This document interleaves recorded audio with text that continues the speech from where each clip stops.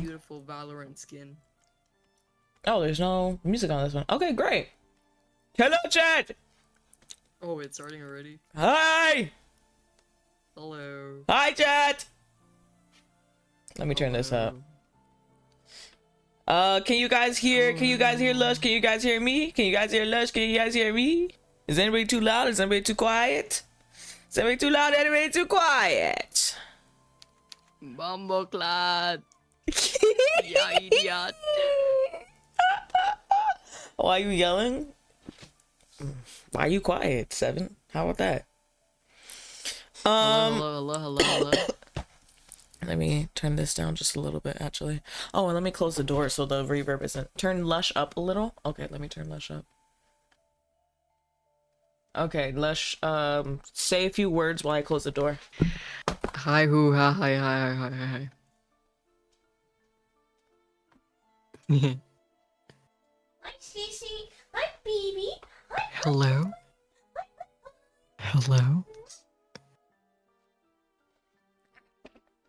Okay. Okay, Yo, is yo, Lush at yo, a yo. okay volume now? Hello. Hello. Hello. Hello. I don't know what to say. I'm kind of hyper right now. Kind of Are hyped you? up. Oh, are you Yes. hyper? Oh my god. I'm not She- hyper, but I'm hyped up. I feel good. That's why we need to get to the next visual novel, because I swear every time we play this one, we start getting sleepy. Yo, yo, yo.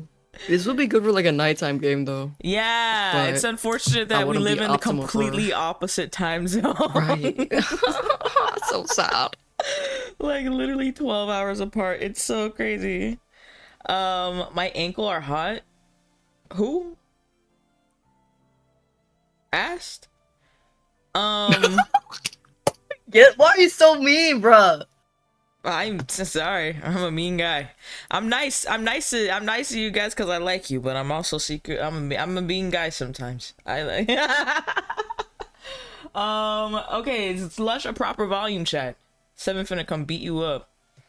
Yeah. I don't believe that actually. Seven can't even drive. How is Seven gonna come beat me up? All right, is Lush a good value, chat? You need to tell me. Yeah. That's not nice. Yeah, you're a good volume. Are you watching the stream too? Are you like too loud or you can't drive either? Exactly. So how we gonna meet each other at all? Neither of us drive. Oh wait, I'll be right back. Give me a second. What's up, Florida woman? Okay. I'm assuming that Lush was at a good volume then because y'all didn't say much. I think Black Girl said yes, so that's good. And then when Lush comes back, we'll just start the novel. How you guys? I'ma fly through your fucking window. Okay. I don't know about that. Sound like you just gonna hurt yourself. Why are we doing all that? Chat, how's your day going? How you guys been? Bing,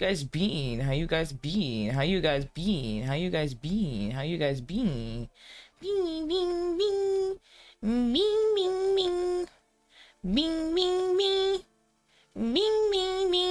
How you guys been? I don't know what that was. Y'all know I stay stimming. You gonna see me next Tuesday. So it's gonna take you that many days to fly to me. Skill issue. Watch yourself. I'm in the middle of unpacking because I moved into my new place Thursday. Ooh, congratulations on the new place. Congratulations. Congratulations. What's that one Evangelion scene? Congratulations. 오메데토 신지. Yay. Yeah, it's in your walls. Oh. The hell? Oh wow. What the hell? Time for some demolition.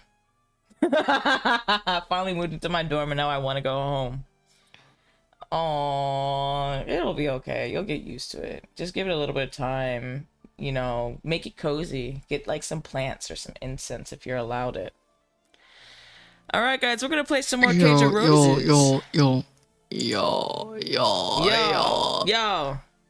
We're gonna play some Cage of Roses, and we're gonna do the thing, and we're gonna get through this game together, guys. And eventually, we're gonna get to the next visual novel soon. We're halfway through it. Yay!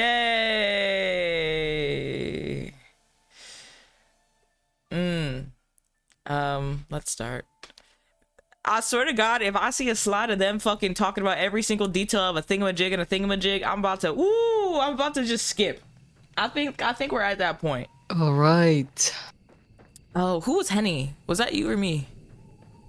That was you. Oh wait. yeah. Oh, also. Do I have to do it? Okay, so you don't have to. I could do Henny. Also, what else? So I think today I'm playing Micah. And today you're Magdalena. Oh my God! Do I have to? No, you don't have to. I could still be Magdalena. Let's just do that because you had a strong reaction. So let's just do that, especially if you weren't expecting it. Hi Zenta. Hi. Okay, wait. I need to change my water. I ran out of water. Can you give me a second? I want to drink water. Go get water. Okay, give me a second. It's gonna happen, motherfucker. Okay, whatever. Oh, is that Omega? Oh my, oh wait, no, that's Method. Okay, Method. That just made me realize that Method, Switch, and Omega has similar looking characters. What's up, a star with the name?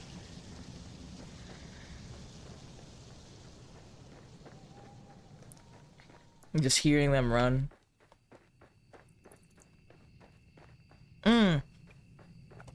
Actually, I need some lip balm real quick. My lips are kind of chapped. 1 second, let me get some lip balm.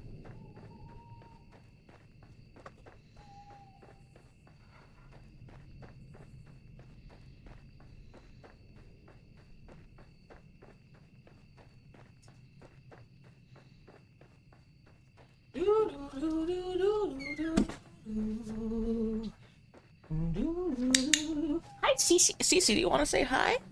Hi to stream? Yeah, baby.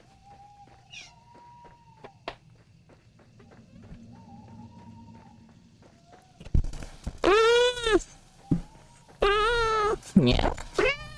Yeah. Oh.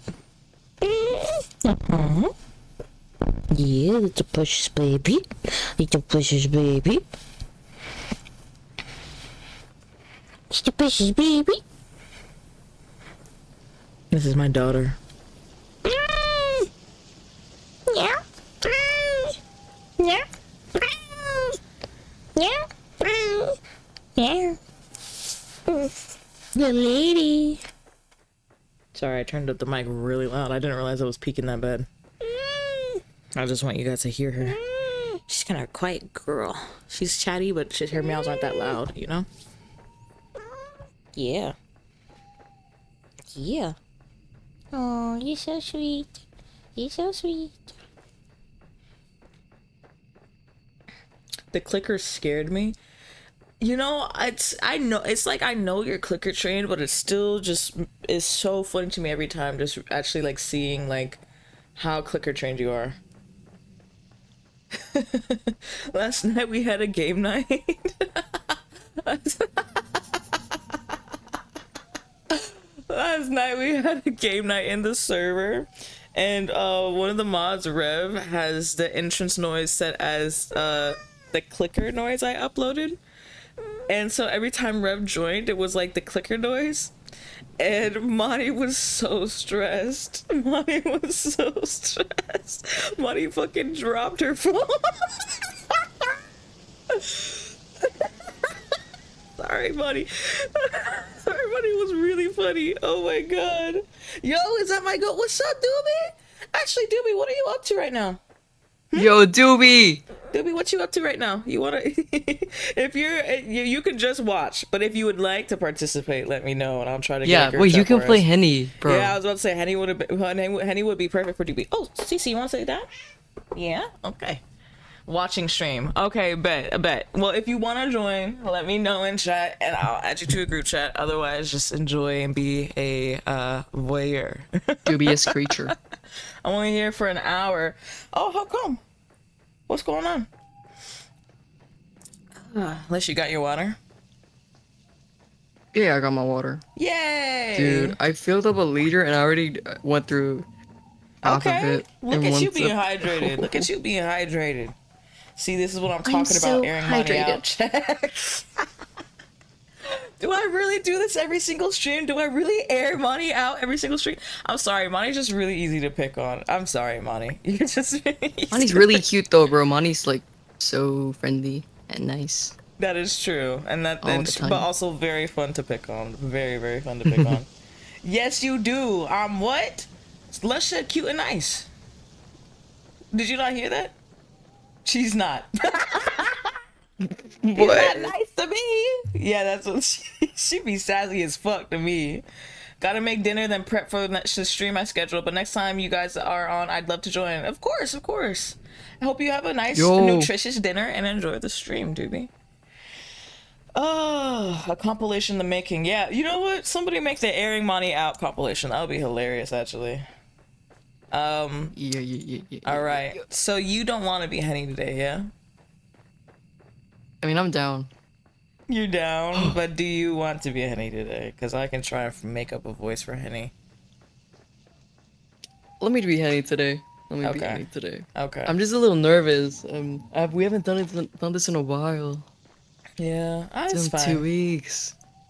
Has it really been 2 whole weeks? Yes. Oh my god. Oh my god. Next time I'll be Oh my Honey Trust. God. Thank you, Dewey. We'd love you. We'd love to have you on stream. Oh fuck. Faster, Michael, faster. No, why do you always start from this start? You have to go to the checkpoint, Venom. What checkpoint? This is literally from the start. This is literally the beginning. This is the first page. You always forget. Bro, guys, I'm not even kidding. Go to every stream. Venom always starts from this beginning. Oh my god. You have to load, not start, you bimbo. I am a little bit of a bimbo, guys. I am a little bit of a bimbo. We know this. Dude. I didn't even recognize. I would have kept going until I saw the art. Never being the allegations. I'm not trying to beat the allegations. I'm a bimbo. Venom just wants to keep playing, you playing forever. Yeah, that's true. I'm holding Lush hostage. Okay. Let me clock into narrator voice. Clock in. Sunday eventually arrived, after what seemed entirely too long, and it came with Henny's visit to St. Cecilia's to see Father Dorvac. I just added a word there that wasn't even slightly there. Agnes accompanied Henny on this excursion, strolling beside her with a definite spring to her step. St. Cecilia's wasn't far away from Walter Gerhardt's home, and the two women made it to the church's impressive stone edifice in good time. Once inside the building, both Agnes and Henny took a seat upon the pews, to wait patiently for the sermon to begin. Ooh, why is the priest kind of pretty? Why does the priest have lipstick on? Why does the priest have lipstick on? Why does this priest look like a guy I would have picked when I was still bisexual? Why are all the men cunty? I know, right? When the congregation was seated, a man took to the pulpit. He cut a tall, striking figure, dressed primarily in black, his arms and legs slender and his hair dark and glossy. Even from a distance, Henny could tell he was a young man, his cheekbones high, his face devoid of wrinkles. Do you guys think this might be a vampire too? Something, I feel like, what's going on? Like, why is the priest goth? I think this might be did Solus just first time chat smash? Hi, Solus. Welcome in, Solus. Yeah, he's giving very vampire tease. Solus is the artist who made the art of the thumbnail for my Yandere video. Yeah. And then that like amazing artist. Yes, and then the leash art I showed you that I got recently, also that art. Hi, Solus, welcome on in. Definitely a vampire. What's he a priest of? What's he a priest of? The Church of Cunt is so funny. The artist who worked on this is so peak. Yes, and then the artist followed me back on Twitter. I was like, wait. I think that was a different visual novel. Never mind. I mixed it up. The artist of this visual novel did not follow me back on Twitter, but the artist of Your Glass Heart in My Hands followed me back on Twitter. I was fangirling a little bit. Wait, which one is that? Is that the Butch one? No. Your Glass Heart in My Hands was the one I played that one day that you weren't able to come on. It was like the one. Yeah, it was a little bit more horror, a little bit more gory. Oh, LOL, but that's so cool. Yeah. Even from a distance, Henny could tell he was a young man. His cheekbones high, his face devoid of wrinkles. Henny wasn't sure how old she would place him exactly, but she didn't think him to be much more than 25. Curious, she glanced at Agnes and murmured,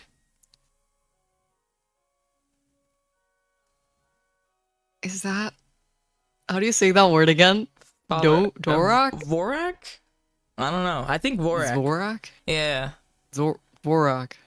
Yeah, something like that. So... Oh yeah, I forget I'm Agnes. Vorac? Oh, sorry. What was my voice for her again? Let me think. Yes, that's right. Oh, I'm so glad he's here. I was worried he mightn't be. Then our trip would be for nothing. This is quite the relief. But it's too early to ask him any questions. You'll have to wait until the sermon is over. He has such a way with words, though. His sermons are never a bit dull, and I'm sure you'll enjoy it.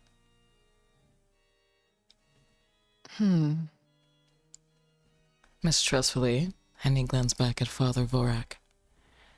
She was in too anxious a state to think overly much about anything save rescuing Micah. Enjoying herself seemed a foreign concept to the young maid, ever since she had fled from Magdalena's home. There would be time enough for fun later. What do you mean by that, Henny? Henny was doubtful that the priest would be able to aid her, as Agnes claimed. She had thought that he would be older. Truly capable men, the sort self-made business owners like Walter Gerhardt quoted, while smoking cigars in their studies, often seemed to be in their 50s or 60s, with domed foreheads and arched brows. Henny knew little about capable men, but she knew this. Haven't seen the plaster busts of Seneca and Aristotle upon Walter's desk. Father Vorac seemed little more than a boy when compared to these ancient philosophers, but this was not enough to make Henny discard his potential help outright. Curiously intrigued by what Father might have to say, Henny settled upon the pew to listen. She sat in silence as Father Vorac spoke, and as he did so, Henny felt his voice wash over her. Okay, so someone's gonna have to voice Father Vorac. Do you want to try Father Vorac voice, or do you want me to? Because I'd be fine doing it. But if I also voiced the last man, so I wasn't sure if you wanted to claim a man in this. What voice do I even do? A man voice? I don't know. Once he's up, you can kind of look at him and see. You can let me know if you have a voice for him, if you want me to find one. All right. It was, after all, as Agnes said. Father Vorac's voice was a sonorous one, which seemed to fill the church despite not being overly loud, sweet as milk and honey, and just as enticing. Oh, well, great. They actually kind of give you a little bit of a cue here, what kind of voice. Wait, how was it voice? Sweet? Sonorous, Sweet so as like a milk and honey. melodic, sort of, it seems like graceful and sweet as milk and honey and enticing, but not overly loud. It's sort of like I mean, honestly, the way they're describing it seems almost like not quite seductive, like sexually seductive, but seductive like the way people describe like devils, like pretty just like sensual. it gets your guard down. That's kind of like what seems to be his vibe. Yeah. Okay.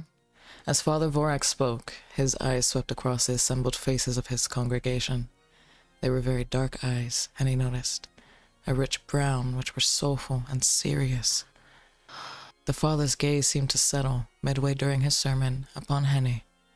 It seemed as though he was looking straight through her, divining all her anxieties, which made Henny fluster. Suddenly shy, she averted her gaze to look at her interwoven fingers lying on her lap. Agnes had been right about his oratory gifts, but what of his ability to help Micah? That was more important than his ability to espouse at length about God and his many miracles. Henny shifted in her seat as the sermon drew to its close, seized by an uncomfortable anxiety. She had tried not to raise her hopes overly much the night prior, for fear of being disappointed, but she could no longer contain herself. Her anticipation ran deep, just like the ocean. If he could not aid her, who could? Henny knew of nobody else to turn to. Plus, Father Vorac, young though he was the only hope she had left. Sorry, I just was looking at Henny's boobs again. Henny's so cute! The sermon came to a close after what seemed both too short and too long a time, and with it came a general flurry of activity as the congregation began to stand in mass. Most walked to the church's exit without further preamble, while others paused by the pews of their neighbors to share gossip about the latest goings on in their homes. I wish I could jump in right now. Yet a few more stragglers stayed behind to offer their thanks to Father Vorac, who responded with a modest smile. Henny was among these stragglers, though self-consciously she hung back. Doubts had begun to creep up on her, much like shadows. She wanted to speak to Father Vorac, but now that she had an opportunity, she felt afraid to. She was anxious that all her hopes would be dashed once and for all, and she would be left with no further recourse to aid Micah. But Henny was a practical woman, and she knew she would accomplish nothing by dithering endlessly. The last of the finely dressed women complimenting the priest dispersed, and the church was almost emptied. Henny stood there still, at her pew, her fingers twisted together at her front. Her eyes met Father Vorac's, who looked at her in turn, his head tilted expectantly. It was now or never. Henny would not have been able to forgive herself had she squandered the chance Agnes had given her. It'll be all right, Enrique. Agnes prompted her with a small smile. I won't hang around for you. I wouldn't want to eavesdrop, but I'll be supporting you from afar. Please let me know how everything goes later. I'm eager to hear what Father Vorac has to say. I hope he can be of help. Me too, Agnes, and thank you for suggesting these services to me. I really do appreciate it. Anytime. I'd do anything to help a friend. Beaming brightly, Agnes departed, leaving Henny and Father Vorac alone. The most unrealistic part of this is that there's more than one redhead. Henny inhaled, sealing her nerves, then took a step forth. The sound of her footsteps against St. Cecilia's stone floor sounded improbably loud, and her breath caught in her throat. Oh, this might be a little bit hard. Vorac? I guess they're gonna have a conversation. No, sorry, I was thinking, I actually talked over you because I just realized that if you're voicing both of these characters, this might be a little bit hard. Do you want to try it or do you want me to hop in? Yeah, let me try first. If it's not working out, you can go. Okay, I will let you let me know if it's not working out for you. Henny addressed the man once she was a few paces from him, both hands clasped at her front. Yes. Yeah, I think that was good. Your ASMR voice actually probably is pretty good for him. Father Vorac responded in turn, his brown eyes softening as he saw Henny approach.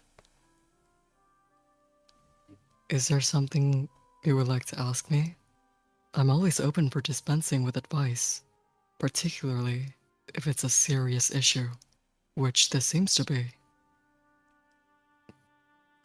Your expression is awfully grim.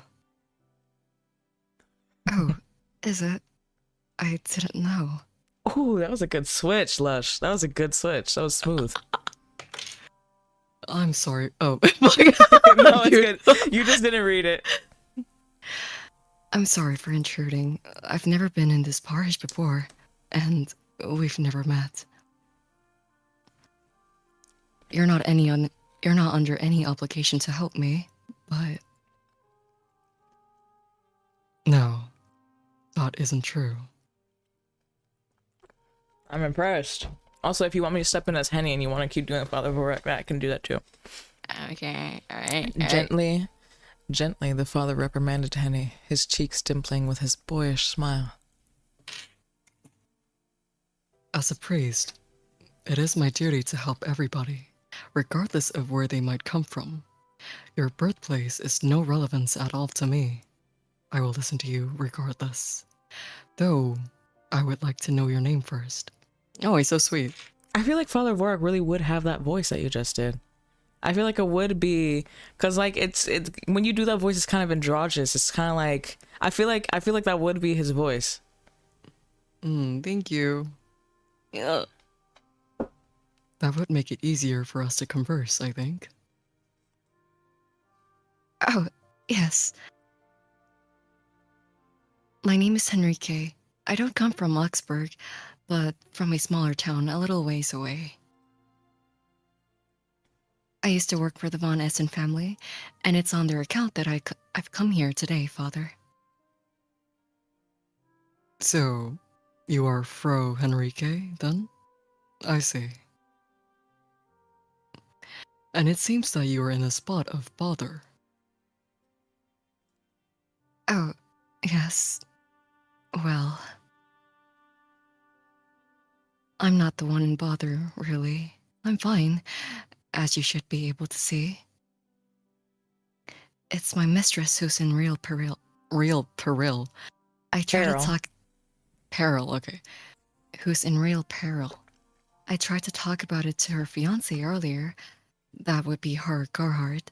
But he didn't seem to grasp how serious it was. He's not lifted so much as a finger to help Micah, though she was to be his wife. That's why I came to see you. I had no other choice. I don't think anybody else in Oxford would believe me. Dear me. This does sound like a quite complicated situation you found yourself in. But no matter, I shall listen regardless, and I shall do my best to advise you. I cannot promise I will have an answer for all your problems, but I will try. First, however, would you care to sit down? You're shaking. Oh, yes, thank you. And he took a seat upon the pews as instructed, while Father Vorac did the same. Facing her, the priest then said, You may continue. But... Wait, could you give me a second? I'm getting a call. Yes. Let's just eating, y'all. This is the first time I've actually gotten a chance to just sit back and not read for like a minute or two. His waist is the same diameter as his neck, mind you. Oh, I saw this coming from Doobie earlier. She knew little about capable men was kind of a cunty line. That was super cunty. I like that line. Henny X Agnes. I think Agnes might be a little bit young. Because remember, Agnes was like 16. Mama confused. I wasn't paying attention. Who is this twink eating Victor's nuts?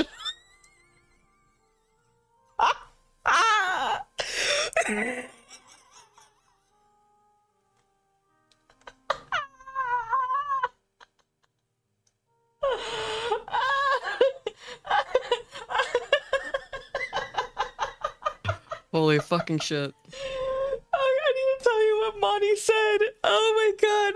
Monty left for What a did she second say? and Monty hit the chat and said, Mama confused. I wasn't paying attention. Who's this twink eating Victor's nacho? The nachos are being reheated. Yeah. Wait, hold up. How do I make that a tag on my stream? Reheating twink nachos. Tag. Wait, Gundam, can you mute me for a second? Yeah. I'll mute you. Okay, I'm unmuted.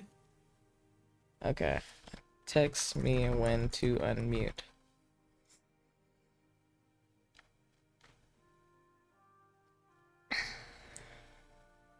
The way you laugh and disappear. Because I turned my face away from the mic because I don't want to peek out the mic too bad with my laughter. Oh my god. The nachos are being reheated. The nachos are being reheated. Priest is from a long line of vampire hunters. The Van Cuntsing. Let's just eating vocal range for real. Yes. Very good vocal range. That's the most flamboyant priest I've ever seen in my goddamn life. I've seen similarly flamboyant priests. I think there's quite a few twink priests out there. There's quite a few slightly femboy teased priests. Actually, ironically enough, I forget which branch of Christianity it is where they had the priests that are allowed to date, but I definitely have matched with some of those priests from whatever section of Christianity that is. Sorry, I didn't grow up Christian. I don't know a lot about Christianity. And they're always very submissive, the ones that I would find on dating apps. They're always submissives. I don't know what to tell you about that. I don't know what conclusion to draw about that. But back when I was still dating cis men and stuff, yeah, I would I mean, I rarely ever met up with them, but yeah, occasionally I'd just be like, I'm curious, why is this man with like a Christian quote in his bio matching with me, who's very clearly goth, and I wouldn't necessarily say godless, but definitely not following the Christian God. And they were always, I mean, exactly what you think they were looking for, matching with somebody like me. I'm trying to see how much of you I can sketch before I gotta go make dinner, and I'm super worried you're gonna be bald. I'm not worried about that though. I'm sure the way you draw, I would be beautiful bald. That's so sweet that you're trying to sketch us, or just me. I'm not sure who you're sketching, but that's so sweet. They literally dedicate their lives to serving the Lord, Venom. Yeah, I guess that's true. I guess that is kind of inherently submissive. But the thing is, I'm used to, especially when I used to do like more like actual like sex work, I'm used to the submissives being people who are like, well, like I think it depends, but with like cis men especially, a lot of them are people who like have a lot of control and dominance in their life, and so that's who ends up being the submissives. And so meeting somebody who's like, well, I guess priests do have a lot of control and dominance, don't they? Technically. I just never think of being a priest as a super dominant job. But yeah, I guess when you put it like that, maybe it's just their natural place. Maybe at that point, maybe that's just a natural place that a young Christian man who with a submissive streak, maybe that's a natural career they would go to, being a priest. You know what? The more I say it out loud, the more it's processing, the more it's making sense. We're processing together, we're unpacking together. Moonbeam taking off your blue jeans. Not quite cunty, but the priests from that one Hulu show. I don't know what Hulu show that is. Priests who tell people to submit to God are submissive? Wild. Okay, listen. I separated it in my mind. Because I'm like, does everybody act with God the way they act at sex? Let me think. Do I? I'm sure there's some abstract way you could unpack it and say I do. Coming from a girl who grew up completely Catholic, that man has kissed at least 3 men. I believe you. I'm sketching you. Next session I'll do Lush. Too many to do in an hour. Oh, that's so sweet. I can't wait to see the sketch, Doobie. And I don't mind if I'm bald. I think it's just sweet that you're sketching it all.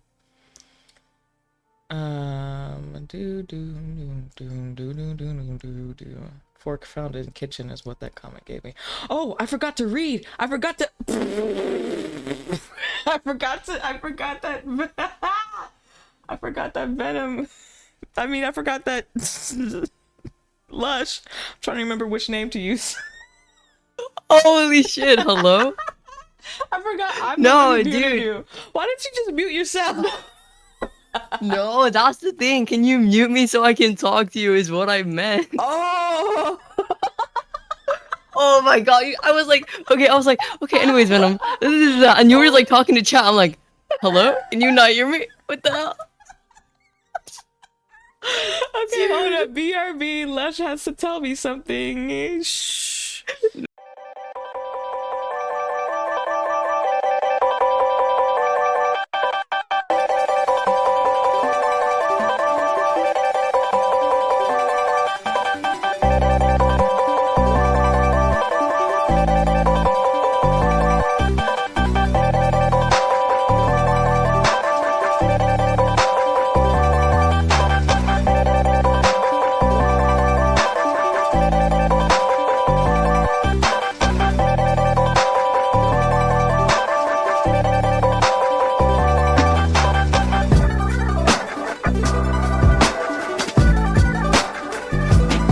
It's okay. Even if it.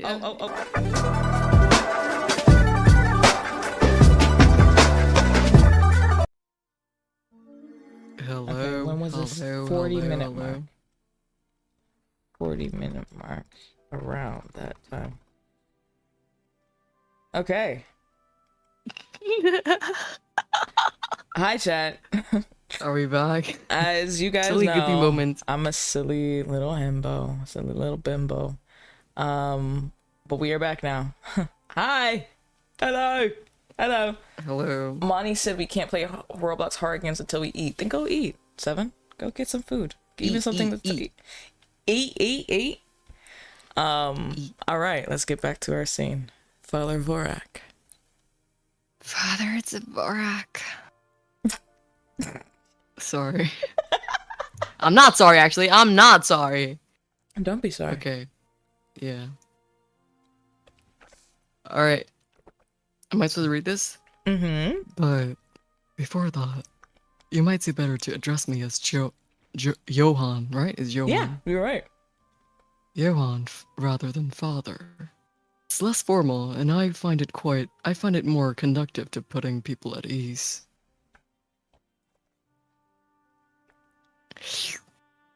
Is Johann your name? Father Vorac, Johann rather, nodded. It's easier for more people to get their tongue around than Vorac. Ooh. I know some people have their trouble with that. Why he talking about her tongue? Why he talking about her wrapping her tongue around him? Fucking freak ass priest. Right. Thank you, Father. Johann. What I want to talk about might sound ridiculous, but believe me, it's no tall tale. I wouldn't have come here on the day of the Lord if it was. I don't hold with wasting people's time, no matter what Gerhardt might think.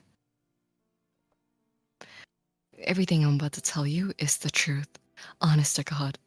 I swear, I'll swear it to even in the house of the Lord. I saw it all with my own 2 eyes. My mistress. My Micah. She's been abducted by a vampire. Silence fell, following Henny's improbable, unbelievable exclamation. The silence seemed to weigh thick inside St. Cecilia's, even thicker than the stone columns which supported its vaulted ceiling. Henny stared at her interwoven fingers, which rested upon her lap, unable to meet Johann's gaze. Oh, I didn't even see his face. She was afraid. As she lifted her head, she would see upon his youthful face the same derision with which Walter had regarded her in his study. As she saw scorn in Johann's gaze, she feared all her hopes would wither and die. It was to Henny's immense relief, therefore, that when Johann did break the silence, it was not to admonish her. He sounded bemused more than anything when he said, A vampire, you say? Yes, that's right. There's a vampire that lives in the forest, Father. Johann, and she kidnapped my poor Micah.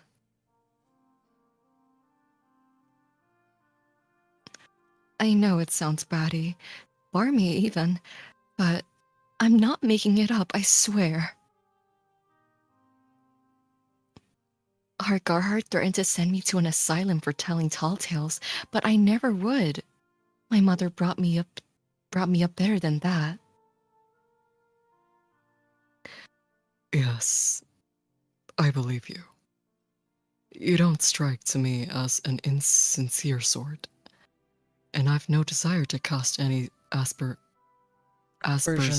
What is that? Aspersions upon your mother's character. I've never met the woman, but I imagine she must be a goodly sort to raise so astute a daughter. Now, what can you tell me about this vampire? What was she like? When did all this happen? And how did you and your unfortunate mistress meet her? Oh, Father. Oh, Daddy.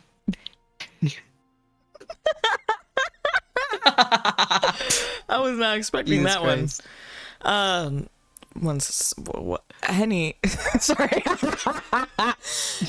Henny was so relieved at Johann's lack of Judgment, she could have cried in relief. Tears did begin to sting her eyes. She was so very touched, but she wiped them hastily away. Johann did not think her in need of immediate incarceration, but that might change if she began to sob like a hysterical wench. It was with an immense amount of self-control that Henny inhaled, then launched into her tale. Somebody said, what did I just hear? I don't think we heard anything, guys. I think we just had a Must have collective been the wind or whatever. collective hallucination there. She told Johann about her journey through the forest with the von Essen family and how their carriage had been attacked by bandits. She told him of Lord and Lady von Essen's untimely deaths and how she had been able to rescue Micah before the bandits could finish her off too. She told Johann how she had to run through the forest, Micah in tow, as the fog swirled around them, chilling her ankles and sticking their skirts to her legs. All right, we know what happened. We know what happened. We know what happened. We were there. We were there. Okay. That does sound like quite the alarming turn of events. I do not blame you for being so shaken. It is admirable that you were able to recount that what occurred to me in so lucid a manner.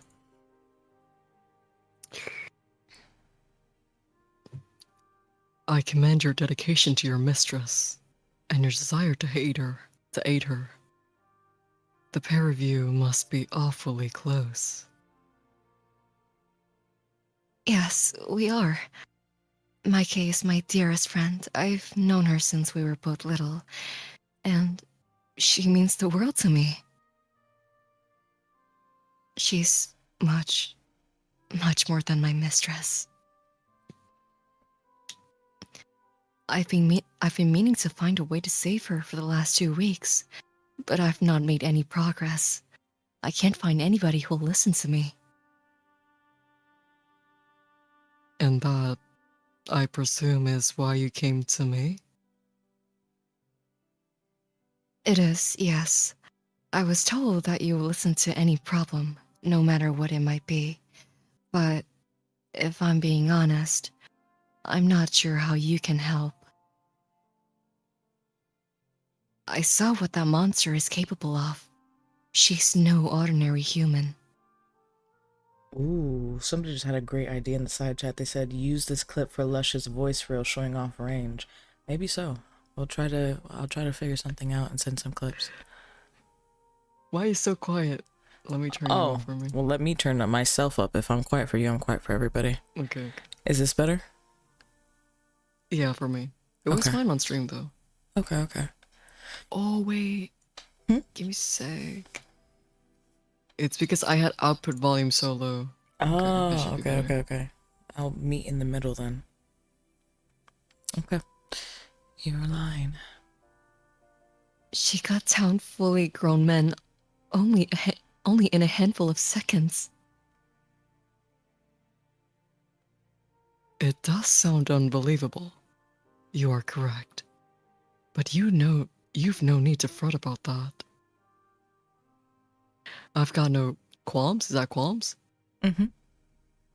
I've no qualms in believing that strange, powerful beings might exist, hidden in the shadows, that few have borne to witness to. Then, you don't think I'm lying? She's so cute.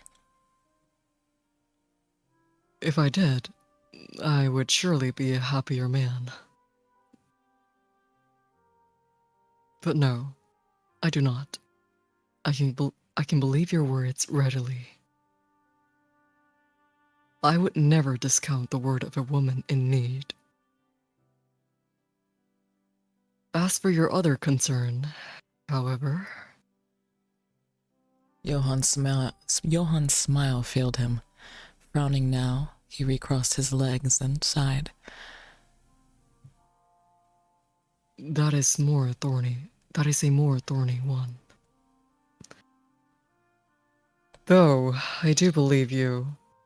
I doubt I will be able to confront a creature such as this on my own. I am only a man myself, and not a great one either. There is little I can feasibly do on my own. So it's rather fortunate that I don't operate on my own. I've got a colleague who I think may be of some use to you, Fro Enrique. She should be able to help you. Should your plight pick? Is that pig venom? Peak. Mm-hmm. Pique, okay. Should your plight pique her interest, but she isn't present at the moment. Oh, shit. I want to know who this colleague is. Another lady, let's go. Oh, I hope she's fine. I hope she's sexy. Sorry, you're lying. She probably is. If you wish for an audience with her, you will need to return to this church later tonight, when the sun has set. Do you think you can do that? Oh yes, of course I can. If you help my Micah, you or your colleague, then I'll be more than willing to see you again. I might have to wait until midnight to slip out, but I'll be here as soon as I can. You have my word. Oh, that's me. Johann Smoke. Smoke? Johann spoke as though Henny had a choice in the matter, but Henny knew she did not. Johann's offer to help, tenuous though it was all Henny had to grasp. Her meeting with Johann concluded, Henny returned to Walter Gerhardt's home, whereat she sought to keep both her mind and her body occupied. Okay. Oh, God, I want Henny. I want Henny so bad. I want Henny so bad. I saw keep her body occupied and my mind went to devious places. I want Henny so bad, bro. Though Sunday was supposedly a day of rest, this held true only in the mornings for Walter Gerhardt's maids. After midday, they were expected to resume their old routine, wiping down banisters, sweeping floors, polishing the silverware, and a myriad of other tasks were kept every moment occupied. The other maids murmured mutinously to themselves as they attended their chores, their malcontent spearheaded by Hermione, but Henny welcomed the work. She was so desperate for a distraction that even Gertrude's sour expression was welcome. It served as a reprieve from her own anxious thoughts, all of which were centered around Micah.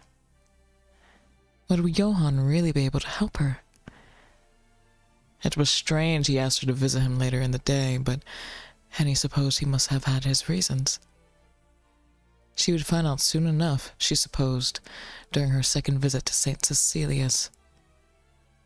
It was hours until the sun would set, however, and so, until then, Henny kept herself busy. She deflected Agnes's curious questions about her meeting with Johann, I'll explain later, and kept her head down, impervious to Hermione's razor-sharp glares and her occasional whispers of, "Why is she still here, anyway? She isn't one of us. She doesn't belong here, and she's not trying to belong here either. She never talks to any of us except that dozy old goat Agnes. And what she sees in her is a mystery. I can't stand the way she holds herself, as though she's so much better than the rest of us. Who does she think she is? The Queen of Sheba? She might have worked in a fancy household once, but she's nothing more than a commoner." Oh, how cruel she is. She might be whispering, but it's clear she wants you to hear it. She might be pretty, but beneath that face, she's nothing more than a... Wait, did she say what? A monster? A monster. A monster. Do you really think so? Yes, she's so wicked it makes my blood boil. I don't know how you can stand it, Enrique. Oh, I've my ways. I just realized there's 3 redheads. Highly unrealistic. God damn. Hold up, my light turned off because it automatically turns off at this time. 1 second. I need to turn it back on. I also need to Come change on, my eh? light schedule. Hermione. Hermione. Hermione.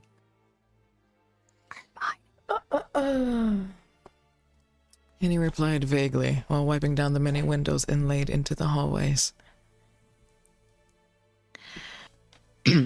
She might be an ill-tempered creature, but so are a lot of people, especially pretty ones. Bye, Doobie. Have a good dinner. Have a good dinner. Bye-bye, Doobie. I'm prepared to bet that Hermione was complimented way too many times when she was a youngster, and it's inflated her sense of self-worth beyond all reasonable measure.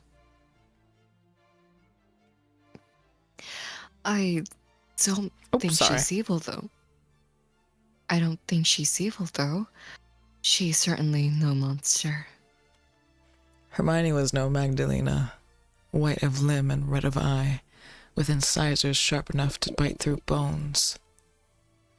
Henny did not care for Hermione, but she would not deny that she was human. Even the bandits who murdered Lord and Lady von Essen had been humans, albeit amoral ones. Magdalena, meanwhile, was something else altogether. Well, maybe you're right. I do think she's a bully, though. Try though I might, I just can't bring myself to like her. I think that's fair. I don't think the prissy miss very much myself. I don't like the prissy miss very much myself, but I've suffered worse things than her silly insults. They don't really bother me. This was true, too. Henny had long since learned that, though Hermione talked a lot, none of the things she said were worth listening to. It was all silly gossip, really. Hermione treated everybody poorly, even the psychopathic scullery maids who buzzed about her, believing that they were friends. Hermione, in all her petty cruelty, seemed not the sort of person who was capable of having friends. She only had acolytes and acquaintances. Once more, Henny wondered why Walter Gerhardt put up with her.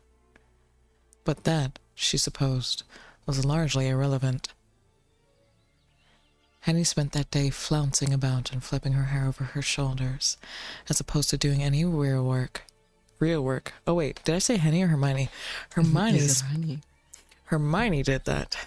Henny's a hard worker, but Hermione don't do shit, opposed to doing any real work, which eventually earned Gertrude's ire. Nosy old hag. Hermione cursed after receiving a stern talking to from the housekeeper over her conduct. What's her problem? I swear she has something against me, and I've never even done anything to her. She's such a bitch. Henny, for her part, rather enjoyed seeing Hermione get scolded, and not just because she felt Hermione deserved it, which she did. The fracas between Hermione and Gertrude offered Henny an opportunity to slip a ring of keys from Gertrude's pocket, keys which would have been useful when she would have to leave later that night. She only hoped Gertrude would not spy that they were missing, not until she had successfully met with Johann. That would scupper her plans. Henny attended to her chores with bated breath, waiting for Gertrude to bear upon them, nostrils flared, spitting queries about the thief in their midst. The thief in their midst. To her immense relief, however, nothing happened. The day wore on without further event, and eventually the sun began to sink beneath the horizon.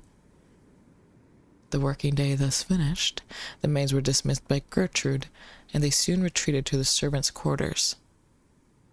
A few of the maids played a game of cards amongst themselves, while another busied herself with some knitting. Agnes, meanwhile, stole to Henny's side and softly said,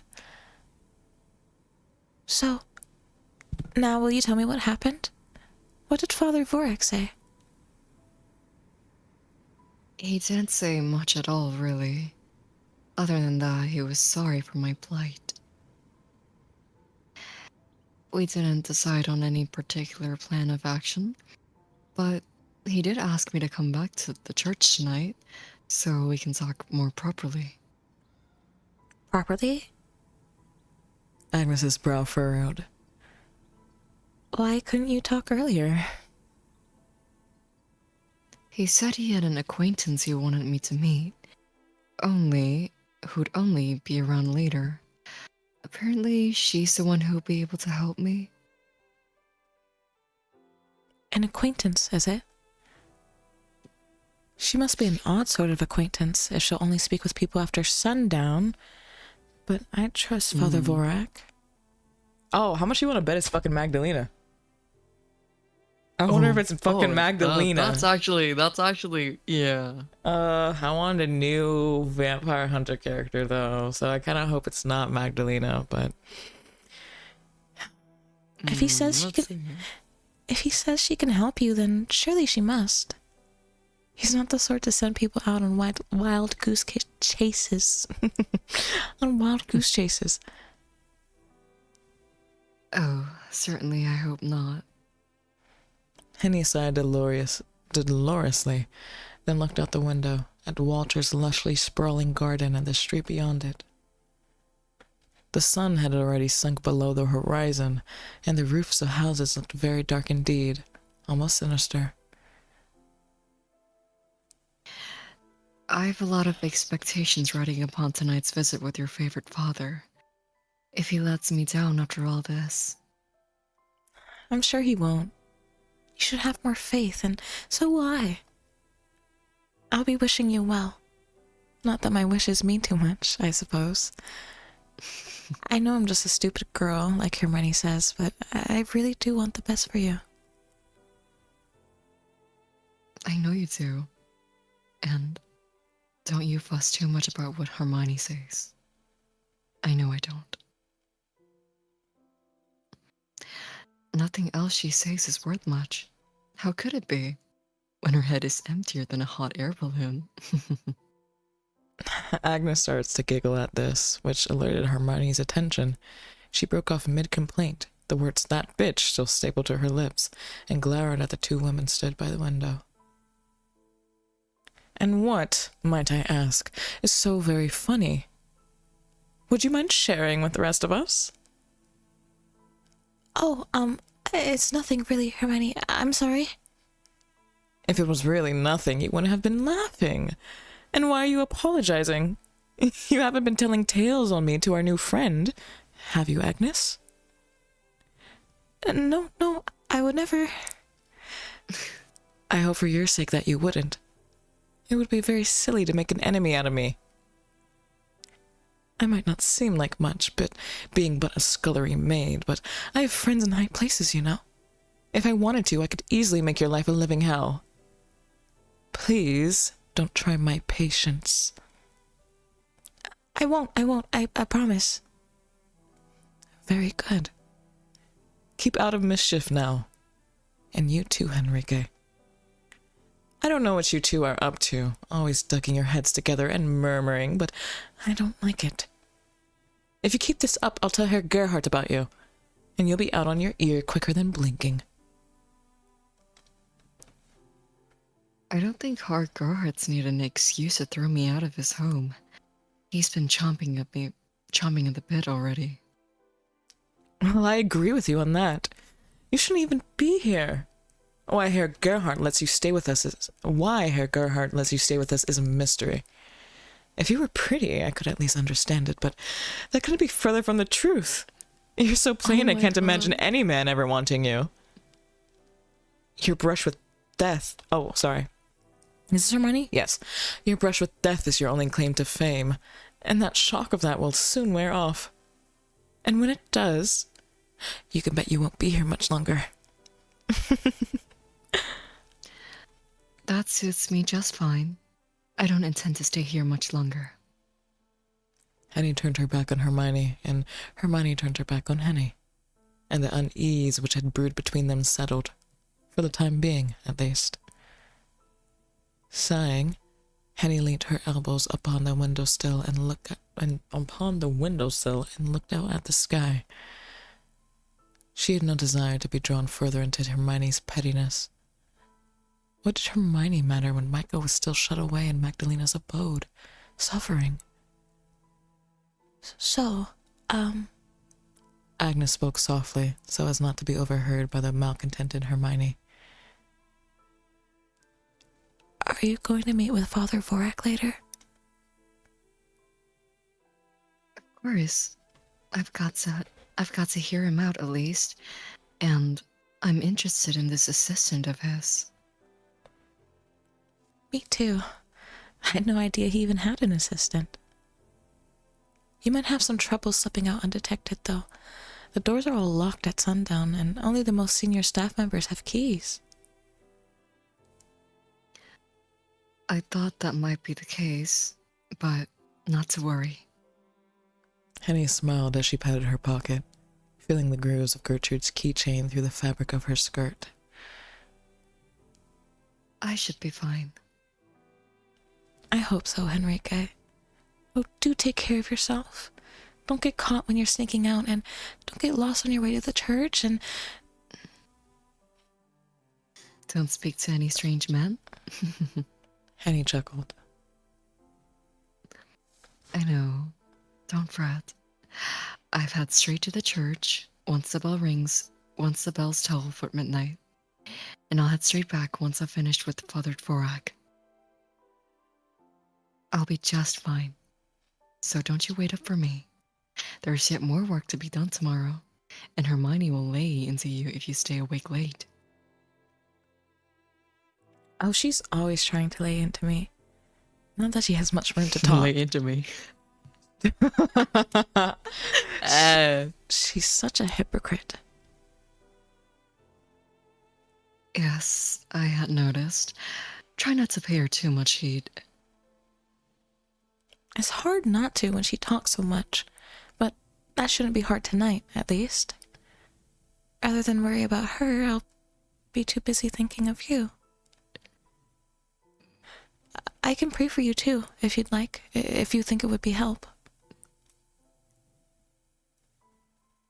How do I even say that? Agnes. Stop, I'm so like, she's so cute. Agnes, Henny smiled, touched anew by the young girl's concern. Nobody in Walter Gerhardt's residence seemed to care overly much about Henny, or about her missing mistress, except for Agnes. Henny was glad she at least found one ally in Walter's inhospitable household. It was one more ally than she had expected, and it made her feel less alone. thank you. You're so very sweet. The hour wore on, and the maids began to tire. Yawns spread between them as they brushed their hair and played cards. Yawns which were as contagious as any illness. Hermione rose from her bed. Then, did you actually do that, or did I make you do that? You catch? No, you catch. I caught it from you. Hermione rose from her bed, then stripped herself of her maid's attire and into her nightgown, which prompted a further flurry of undressing.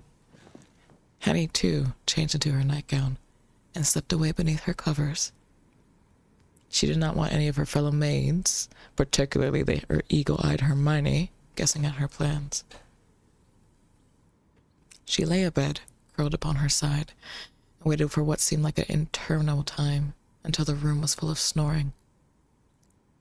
Once Henny was sure everybody was fast asleep, she rose, then changed once more into her maid's dress, being the only outfit she had. She changed quickly under the covers of darkness, fearful of making a sound. Her heart thumped all the while, and Gertrude's keys sat heavy in her pocket, a physical manifestation of her crimes. She would be in a lot of trouble if her thievery was discovered. She would be put into the stocks at the very least, and perhaps imprisoned, either in a gaol or an asylum, as Walter had threatened. But Henny knew she couldn't let such threats unsettle her. It was too late to fuss about returning the key to its rightful owner. She had it, and with it she had a way of escaping Walter Gerhardt's home. She could not afford to miss her appointment with Johann in the church. Henny was still doubtful whether he could really help her, but he was the only lead she had. It was either him or nothing. Newly dressed, Henny paused at Agnes's bed. To Henny's surprise, Agnes was still awake, Her eyelids fluttered, and in the dark she murmured, Good luck out there, Henrique. Thank you. Thank you very much. But remember my earlier warning. You really don't need to wait up for me. You young girls need your beauty sleep. And you don't need to keep calling me Henrique either. Oh, sorry. You don't need to keep calling me Henrique either. I've always found it too formal. Henny is fine. All right then, Henny. Stay safe. I will. I always do. Surviving is one of my talents. So saying, Henny slipped from the servants' quarters. Mute the mic if you're gonna yawn. I will not be lured into a midday nap. Sorry. Why? Bro, you just yawned. No, it was somebody in the chat. Said mute the mic if you're gonna not yawn. I will not be lured into a midday nap. Alright. She shut the door soundlessly behind her, without giving the room a backwards glance. Not even a wave to Agnes goodbye. Now, her thoughts were filled with nothing but Micah. Oh, Micah. And he crept down the stairs. My Micah, my mistress. Then crossed the narrow servants' hallways to the kitchen. Her footsteps sounded uncomfortably loud in the silence, but she encountered nobody during her trek. To her relief, she was quite alone. Henny eventually made it to the back door, where all deliveries were made. Oh, bro, it took me a second. Sorry. Henny thought it better to quit the house here, where it was less likely she would be uncovered by any passers-by out during the late-night stroll. Henny drew the pilfered keyring from her pocket with trembling fingers, then inserted the key into the hole. She tried to turn it, but was soon met with resistance. The door refused to budge. She must have selected the wrong key from the chain. Henny clicked her tongue and tried another key. This, too, refused to turn in the lock, and as did the next, and the next, and the next. Each key, Henny resulted in further failure, which made her imagination race. Jump out the window. What if the keychain she had swiped from Gertrude's pocket was the wrong one? There were many keys on the chain, all heavy, chunky pieces made from iron, but there was no guarantee any of them led outside. Cold, hard panic now began to settle inside the pit of Henny's stomach. Her palms sweaty, Henny tried another key, the 8th, if she had been keeping count, which, if she hadn't, she'd turned the key in the lock, and, expecting nothing... Oh. Oh, I mean, oh. This key, unlike the rest, did turn, and smoothly too, like butter. The lock clicked and the door swung open, cool air rushing forth to meet Henny like an old friend. Thanking both her lucky stars and her deft fingers, Henny stepped out onto the street. She closed the back door behind her, locking it, then set out into the night. Augsburg Street was still unfamiliar to Henny, but she remembered the way to St. Cecilia's. She had ingrained it into her consciousness during her trek there earlier that morning with Agnes, lest she should be required to return. Henny had not imagined that Johann would ask her to come back so soon. Or so late, she supposed, as she glanced up at the moon. The moon was not yet full, but soon it would be. It hung above the roofs of all the fine houses, lighting their chimney stacks and the wrought iron railings which fenced in their fine gardens. Henny hurried on, her footsteps echoing about the streets. Okay, are they gonna just take us through the whole walk? Yeah, I had a feeling. Henny's heart beat in tandem with each footstep against the cobbles, in which each monotonous strike of her heels she thought of Micah. Micah. Oh, please let it not be too late. Please, God, I'm begging you, let me find my Micah. I wonder if you should read this. Nah, you'd read it just fine. I mean, If we great can- even. Thanks, aw. If we can be reunited, I'll ask nothing more of you. Not for as long as I live. It was fortunate for Henny's nerves, which now were stretched to their breaking point, that St. Cecilia's was not so very far from Walter's home. She arrived there in under 10 minutes, though it felt much longer. Henny had been so entrenched in her anxious musings that time itself seemed to slow and trickle. Yes, we get it. She was very anxious. We understand, and now she's opening the door. Henny had hoped that all this was subterfuge, and that Johann had not forgotten their promise. Oh, wait, this was important. At glance, it seemed to be closed, even to the most godly of its congregation, the priest within a bed. Huh. So no one's there? Henny approached the wooden doors with faltering steps, more anxious than she had been during her flight from Walter's home, and raised her fist. It was with cautious eyes she glanced about, searching the streets for any sign of life, but she found nobody. The streets were not wholly quiet. Henny could hear the sounds of drunken revelry from a nearby tavern, but the street upon which St. Cecilia stood was abandoned, the shops all closed, and the light of their windows extinguished. The breeze nudged Henny's arm, as though spurring her onwards. She looked up at the wooden door which towered before her, as though to test her. She swallowed, tasting the cold air on her tongue. Then she knocked.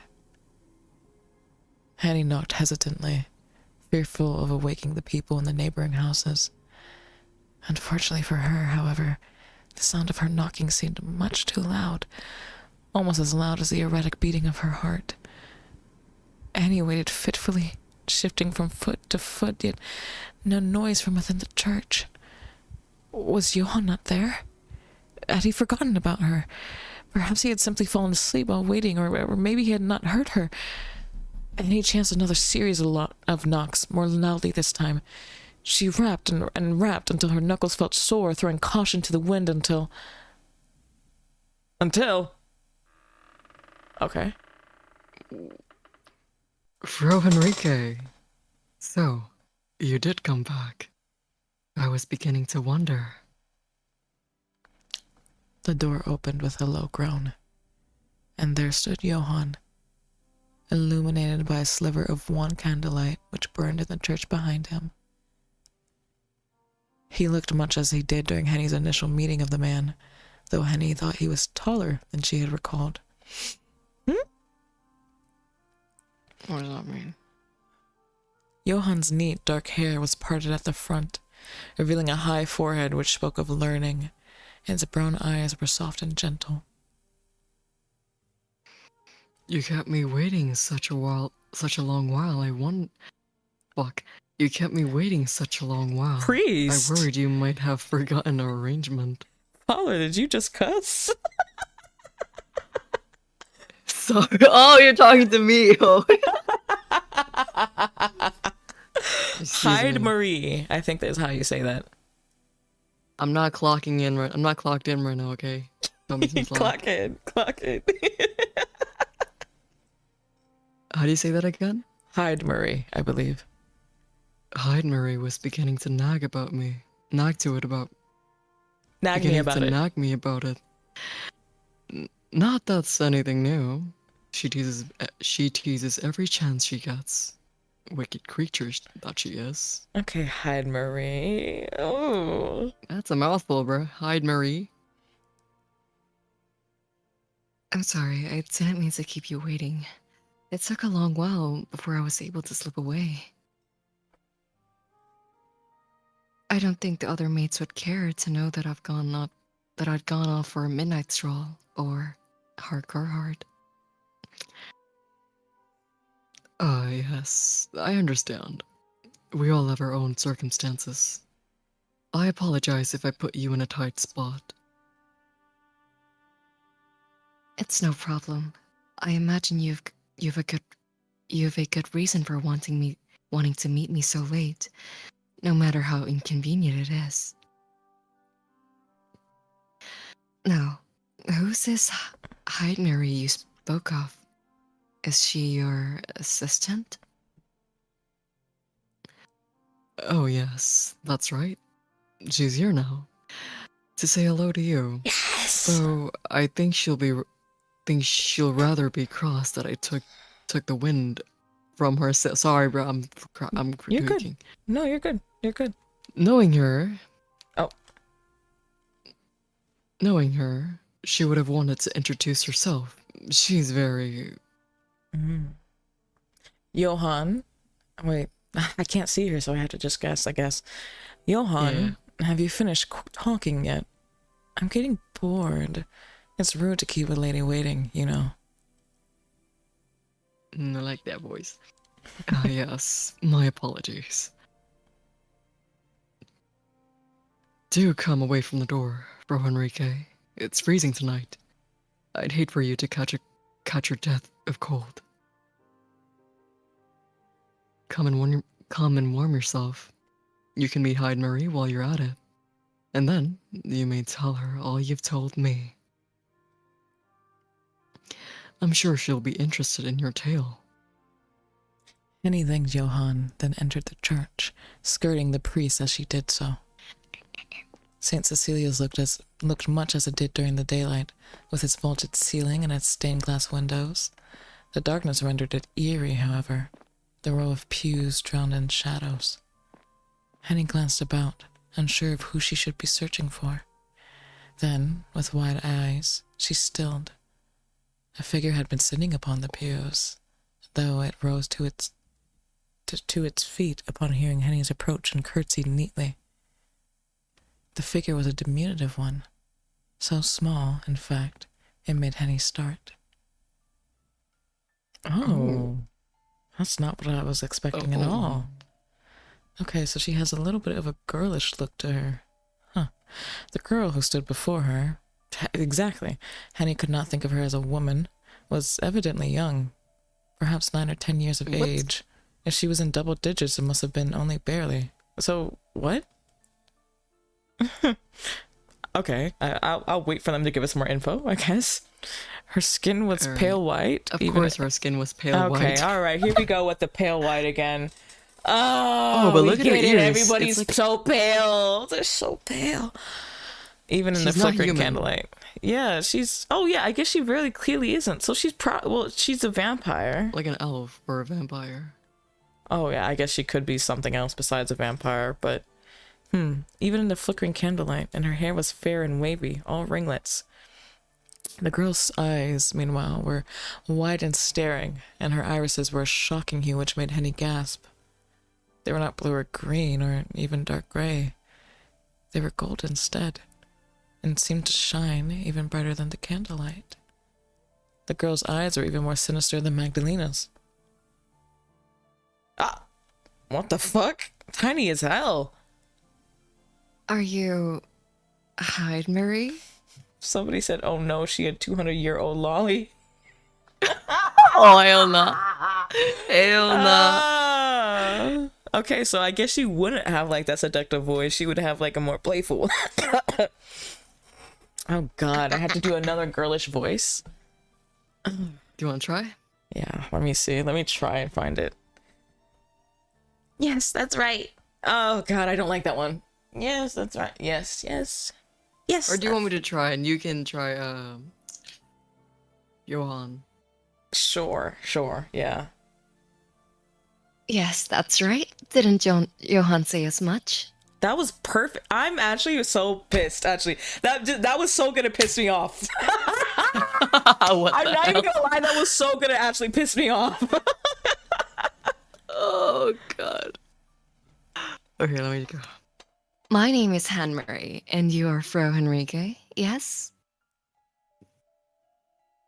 Yes, that's me. Oh my god, I'm literally sitting here jealous as fuck of Lush and that range. Why? That was so good. What the fuck? You're Thank you. I'm flattered. Then you must be the woman Johan and I have been waiting for. It's very good to meet you, although You don't seem to share my sentiments. Why do you shrink from me so? What does that mean? Why do you shrink from me so? A grown woman like yourself. Don't tell me that you're afraid. Just look at how small I am. You've nothing at all to be scared of. I don't bite. Oh, and she flashes her fangs. Oh, Oh. At least, not that much. Oh.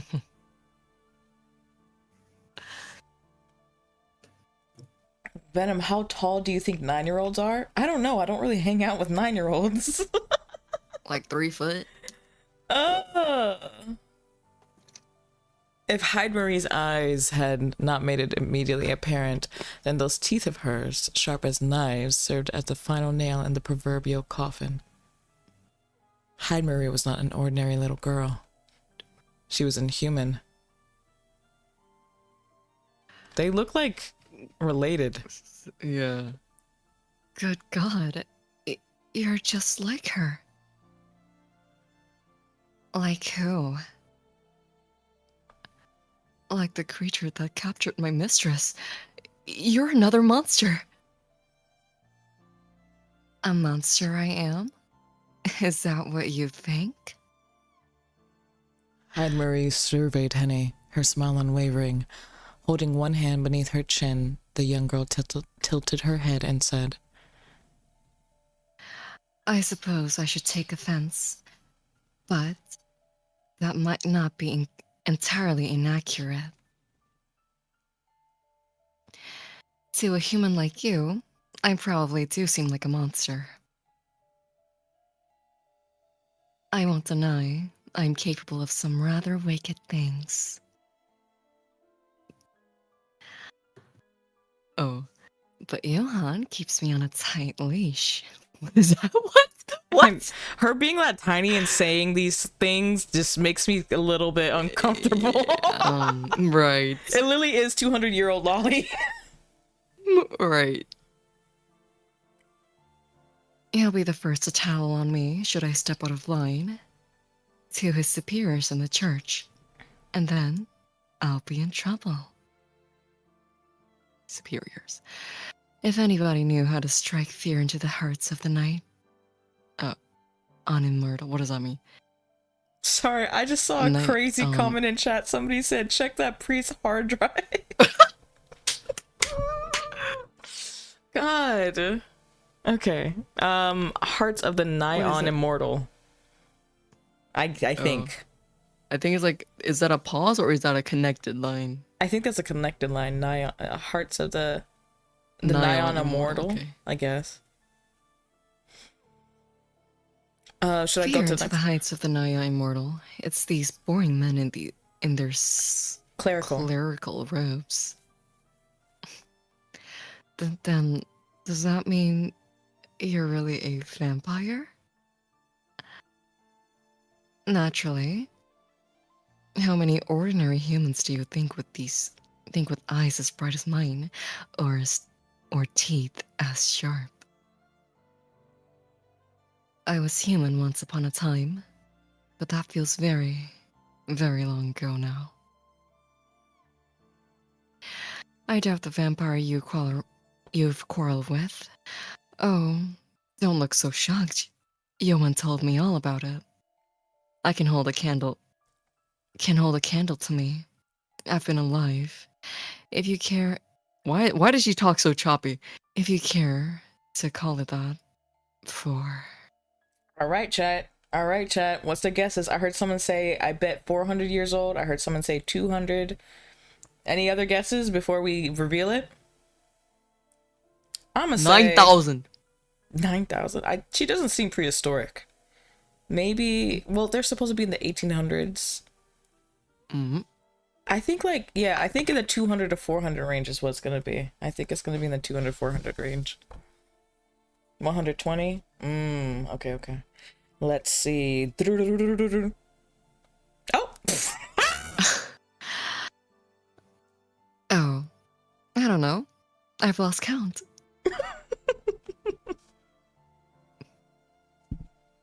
Mathematics has never been my strong suit, and it's been such a long time my mind fails me. I think it must have been at least 400 years at this point, though. Wow, whoever gets 400, you got it. Congratulations, you are Congratulations. 400? It has been around that long. Wait, hold up. It has been around that long. Yes. Hyde Marie is prone to exaggerating, but she's being truthful on this score. She's an ancient vampire, one of the oldest, or so the church believes, in all of Europe.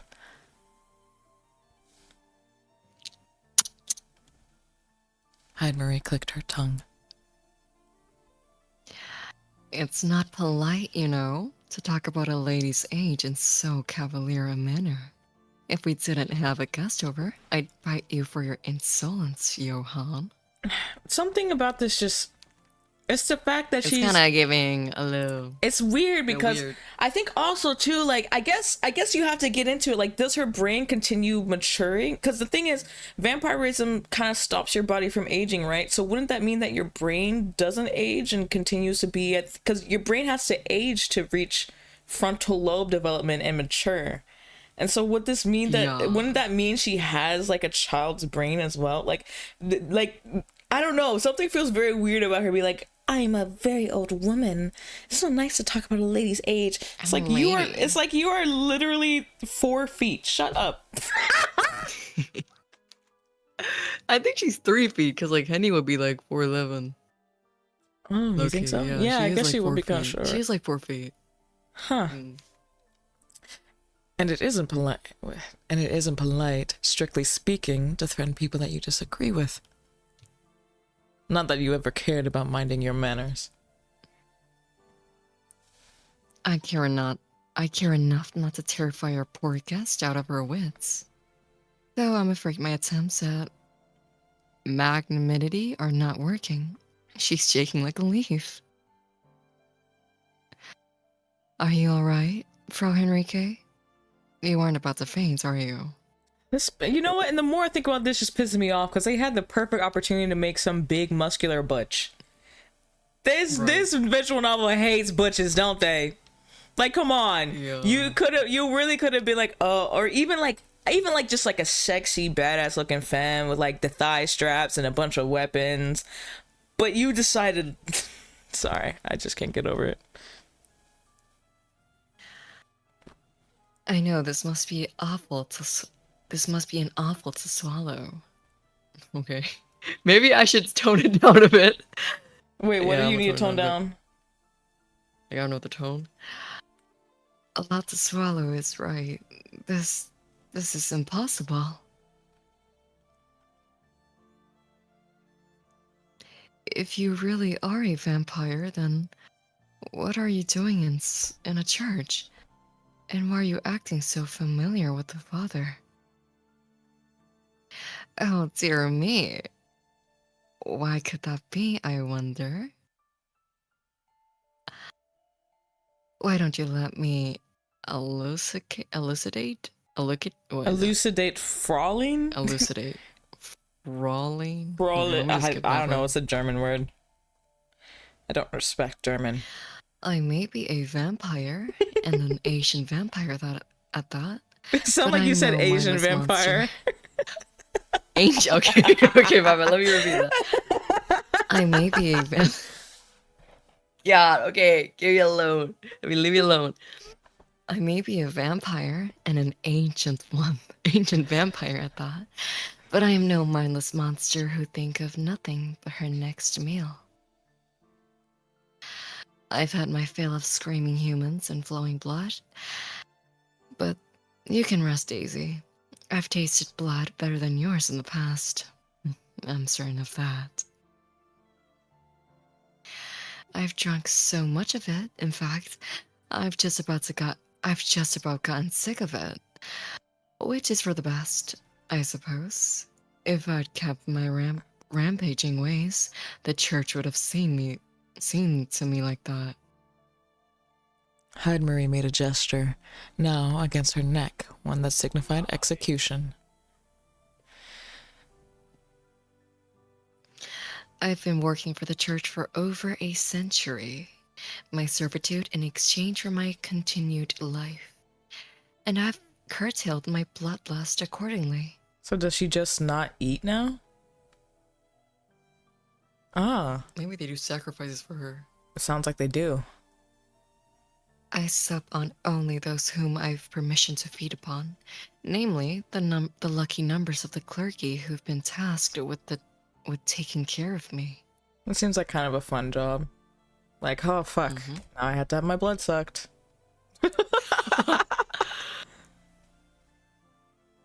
What? I'll only bear these fangs of mine for Johann. Check that priest's hard drive. Hello? Hello?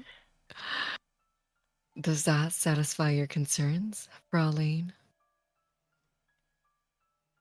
Well... Oh, please.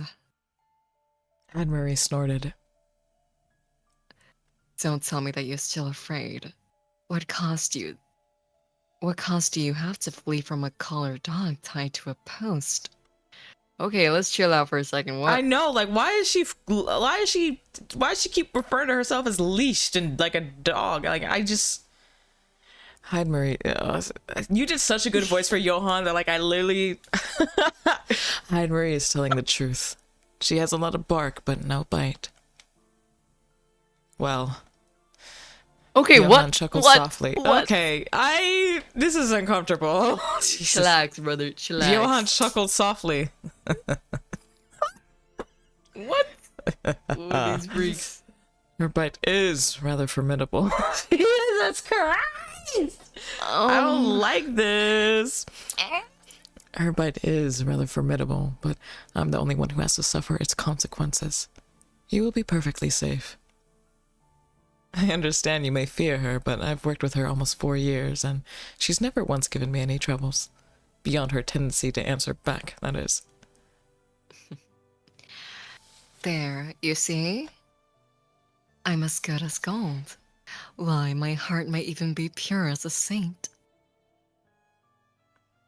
I don't know if I'd go quite that far. Most saints don't have past as bloody as yours.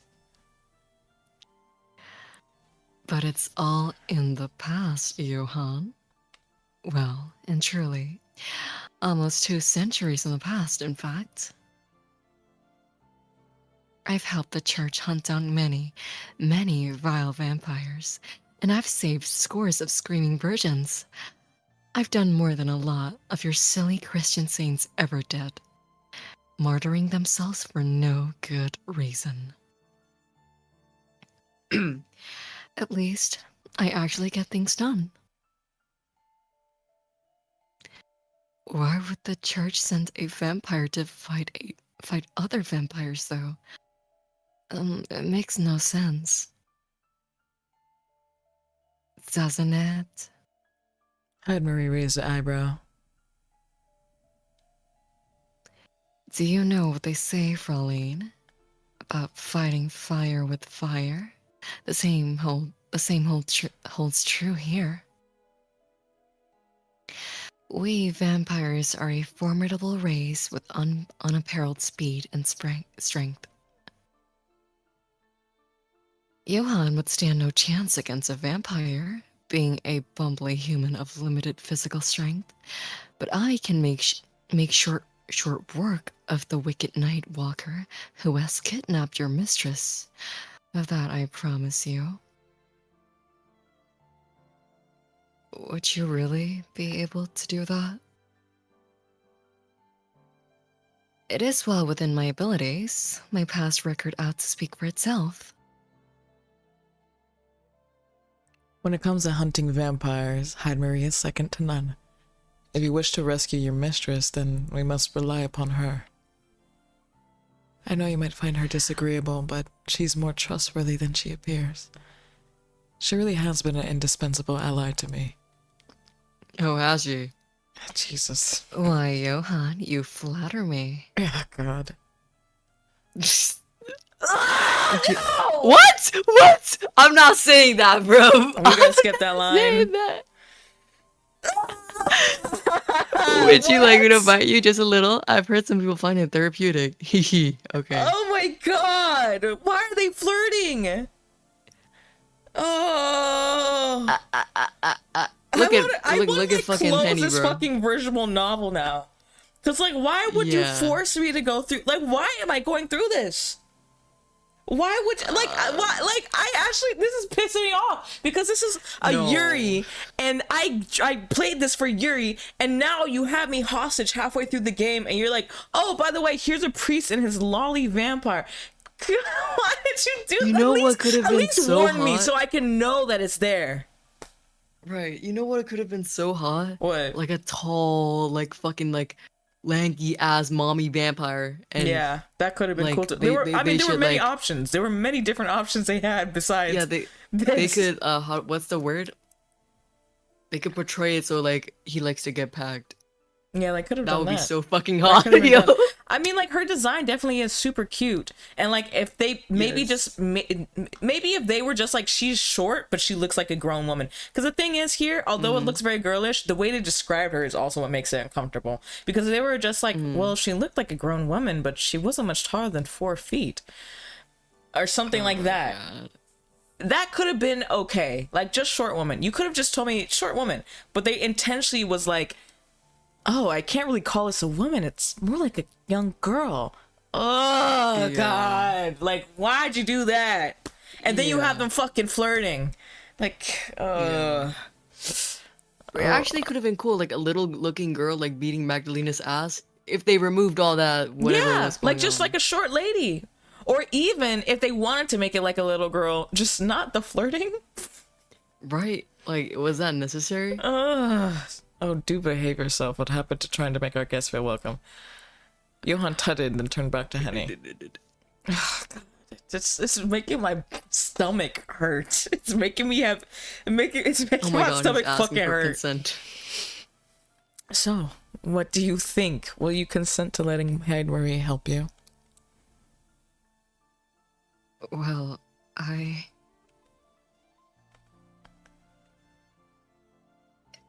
You'll say yeah if you fuck you. Sorry. I mean, You say actually, yeah. that's perfect. You'll say yeah if you really love your mistress. Sorry, I was like thinking my head is not even here. You'll say yeah if you really love your mistress. You say yeah. Let me just go with it. Actually, why did I even stop? You'll say yeah if you really love your mistress, no matter how many misgivings you might have. You can spurn if you wish. You wouldn't be the only one, but you'll be the only one hurt. You'll only be hurting yourself in the long run. You shouldn't cut your nose off to spite your face, Fraulein, even if it's rather lumpy. Why is everybody trying? And that's the other shit that pissed me off about Not this. too much. Henny is beautiful. I want Henny Right, so she's, like, so bad. cute. I literally could not control myself earlier thinking about Henny. Henny's so cute. Why is she? Why they feel like they need to convince us she's fucking ugly? Fucking. Oh, I was Right. about to say something I can't say on stream. Never mind. You should probably say your next line. What? I was about to. I'll text you what I was about to say. I was about to say, keep yourself safe. Oh, okay. Oh, okay. Keep yourself safe, everyone. Oh my god. You need me more than I need you. I don't. I mean, Henny stood still for several moments, dithering, her heart hammering like a war drum within her breast, her luscious big breast. Sorry. She hadn't imagined that Johann's acquaintance might be another vampire, one who seemed even more fearsome than Magdalena. It was a lot to take in. She was still reeling, hurt by Johann's lack of transparency, stung by Hyde Marie's impish words, and, yes, afraid to be in close proximity of yet another godless creature. Up until 2 weeks prior, Henny had not known vampires existed. Now she had learned to fear them. Looking at Hyde Marie made Henny's blood run cold, but so, too, did the memory of what Magdalena had done to those bandits. It It was impossible that a human could contend with such strength, but Heidmarie was not human. As a fellow vampire, perhaps she could overwhelm Magdalena. It was worth a try, at least. Anything was, for Micah's sake.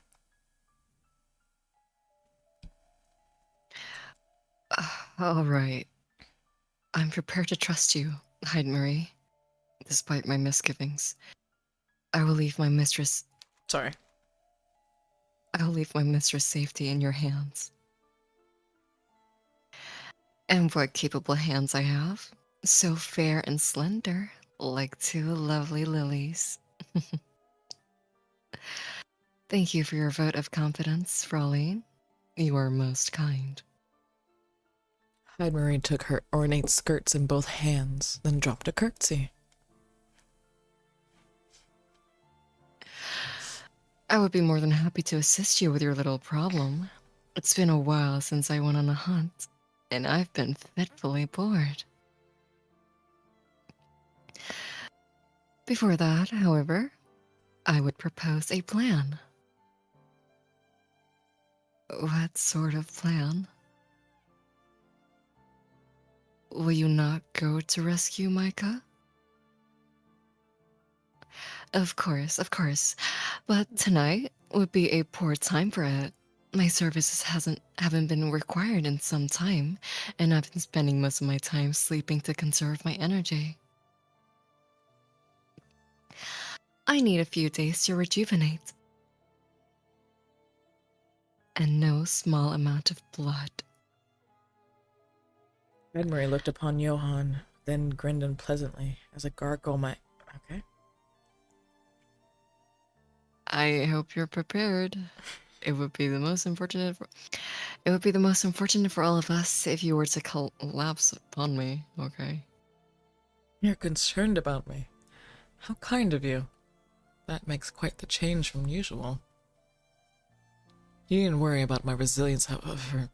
It's making me cringe. I will be quite alright. That's what I that's what I like to hear. Oh, that must be why he looks so pale and like dead. Skinny. So he's scrawny not little boy. goth. He's just getting sucked dry by Jesus. Oh. You religious men might be boring, but at least you're strong. You're no stranger to suffering. I'll grant you that. Oh my god.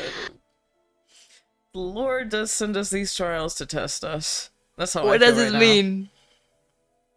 Johann smiled wryly while Heidmarie scoffed.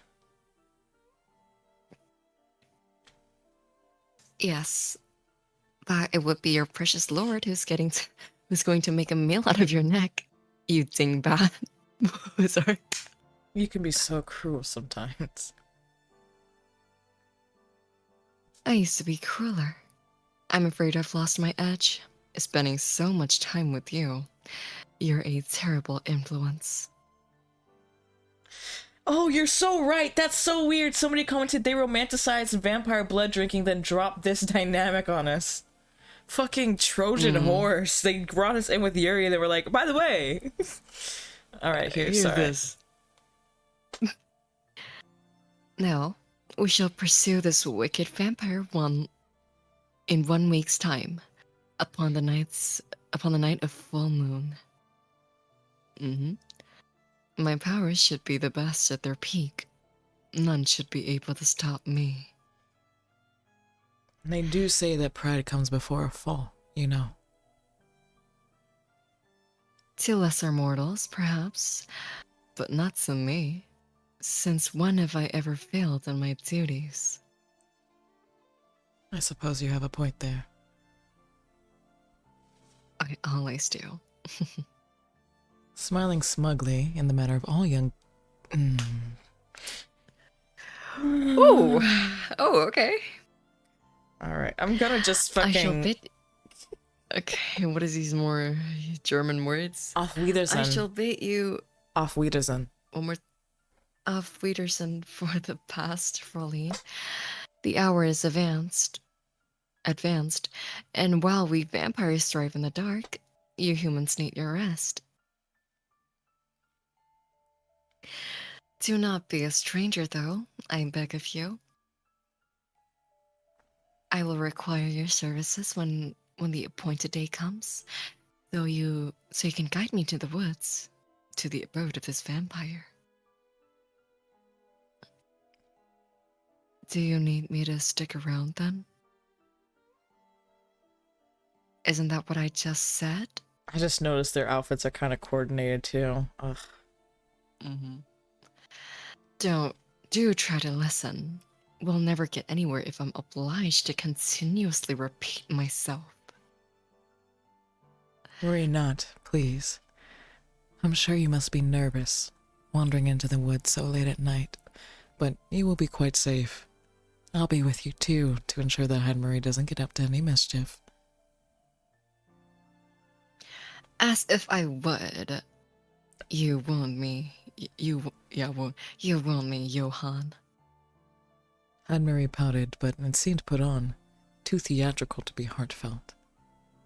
Did Henry even have a heart in her possession, tucked away inside her rib cage, which continued to beat? Henny wouldn't have been surprised that the ravages of time had turned it to dust. This vampire's abode will most likely be concealed from my prying eyes with some sort of glamour. If you're able to bring me to the rough location, however, I should be able to see past all her trifling enchantments. Yes. God. This silly vampire will be in for quite some rude awakening indeed. Oh, I can't wait to see the look of surprise upon her face until I slice it off her skull. This is going to be so much fun. All right, thank God we're finally away from them. Fuck. Penny's nerves were as disorderly as a cargo of mercantile ship during a storm she crept through. All right, I get it. She's going back home. And we're thinking about Henry again, a unnerving creature, one whose existence seems to split in the face of God himself. And you could recall with startling clarity, yes, we know, we saw her. Yep. Magdalena kidnapped ladies for sport and drained them of their blood. Henry, meanwhile, seemed determined to help them. Henny was unsure whether she could trust Henry. Her knowing smile had been disconcerting, but she did trust Johann. He appeared to be the every inch the gentleman of Agnes had told her, even tempered and eager to help. If he could keep Henry in hand, then perhaps they really would be able to find and rescue Micah. Just every time they just talk about their dynamic, it makes me, like, it literally makes my skin crawl. That was what Henny wanted to believe. She did not like to think that her efforts to help Micah were all in vain, nor that she was too late. Henny knew she could not discount the possibility if it had been over a fortnight since Micah had been taken prisoner, but neither did she want to dwell on it. Fortnite. Let's play Fortnite later. Let's play Fortnite. Yay! She had allies now, though she found them in an unlikely... Your excitement that... Okay. No. That was always about to end there. I wasn't going to continue. Anyways. She had allies now, though she had found them in an unlikely place, and things soon would be set into motion. With Heidemer and Johann's help, she would venture forth into the woods, and she would find Magdalena's home once more. And yes, we will find them, and we will slay them, and we will find them, and we will slay them, and fairy tales, and she's going back home, she's going back home, and she's worried that Micah's dead, and oh god, Lady Bonus and just a lot of thoughts, she's coming back home. Oh, that's my alarm. I thought that was sound effects in the game. Hold up. Oh, me too. Is that your alarm? I was like, why are there birds in the game? Is it sunrise already?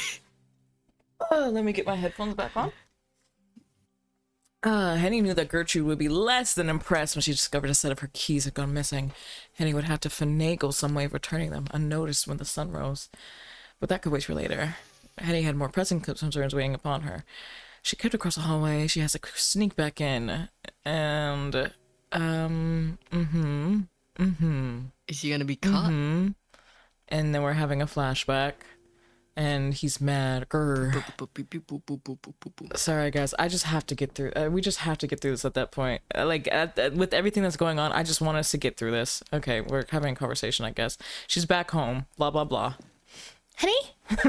Voice got a Henny in the dark. It was Agnes. Henny had thought her asleep, but I guess she's still fucking awake. Oh, Agnes.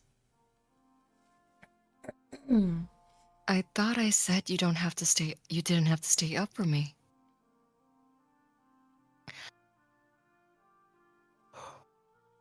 Oh, Not that's too me. funny. I know you did, and I did try to sleep. Really, I did, but I couldn't. You took such a long time, I was afraid you wouldn't come back. The streets of Augsburg are so twisty and turny, and it's even worse in the dark. It gets scary out there when it's too late. I knew you'd be safe with Johann, but on your own. Agnes bit her lower lip. Why is she blushing? Why are you looking at us, bro?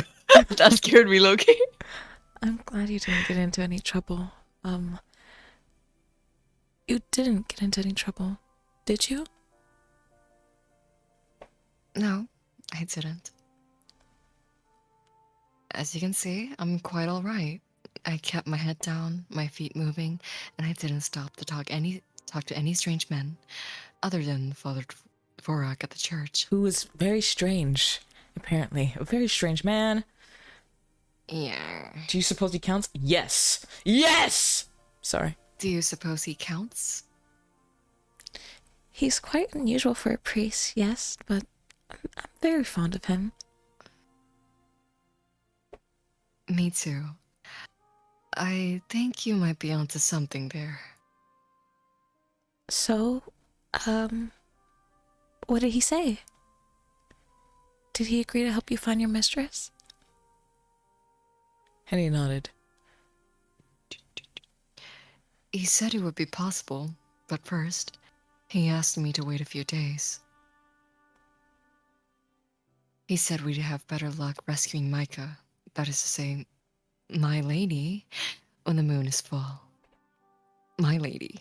My Micah. I can't say... I can't say why exactly, but he seems to know what he was talking about. Father Vorac always does. He knew just what to say when my mother was at her worst, too. She was in such a bad way. I thought she'd never get better, but Father Vorac proved me wrong. He really can't do the impossible. Just you see. I'm sure he'll be able to rescue Lady Micah. I'm sure he will. He is the professional when it comes to all these supernatural goings on. Or so it seems. So I'll leave it up to him and his assistant, I suppose. You're making it sound so sus. Oh, yes, his assistant. You mentioned her earlier. What was she like? Oh, God. It's hard to describe her. I suppose she was very... unusual. Unusual?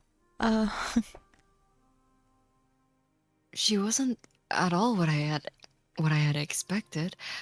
I think I can trust her, though. I'm glad to hear it. She asked me to guide her and Father Vorac into the woods. Actually, to help them locate Micah. So, you're going back into the forest after everything that happened? I have to. If I want to rescue Micah, I don't have much of a choice.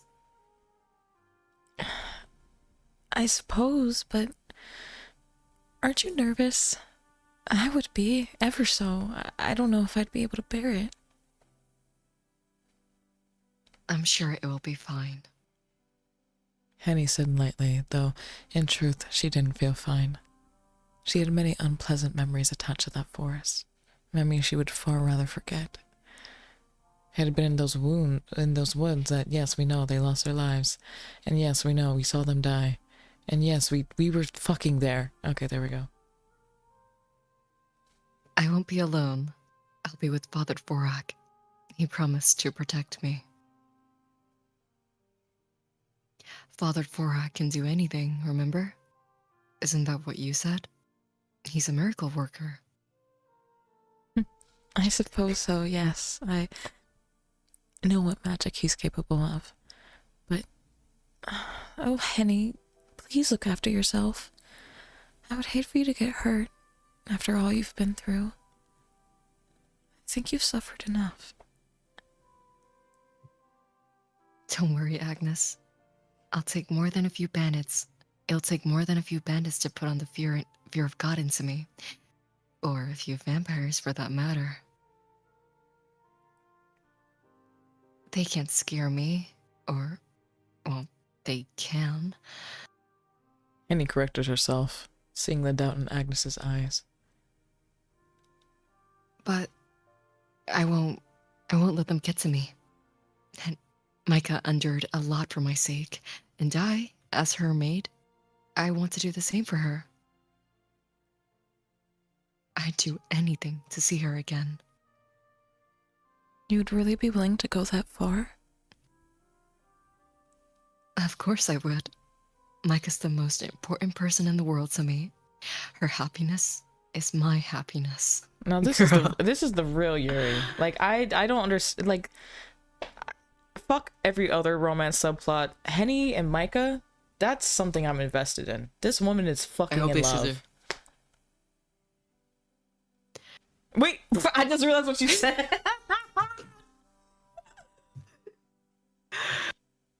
The thought of facing that infernal vampire is scary, but it's less scary than the thought of never seeing her again. I just want to know that she's all right. There's nothing in the world I want more than that. And there's nothing I won't endure for her sake. Okay, well. Okay. Another week passed. A week which Wait, for can I Henny... pee? I'm kind of holding in my... No. Yes, you can go pee. Give me permission to pee right now. You have my permission to pee. Ew, shut up, bro.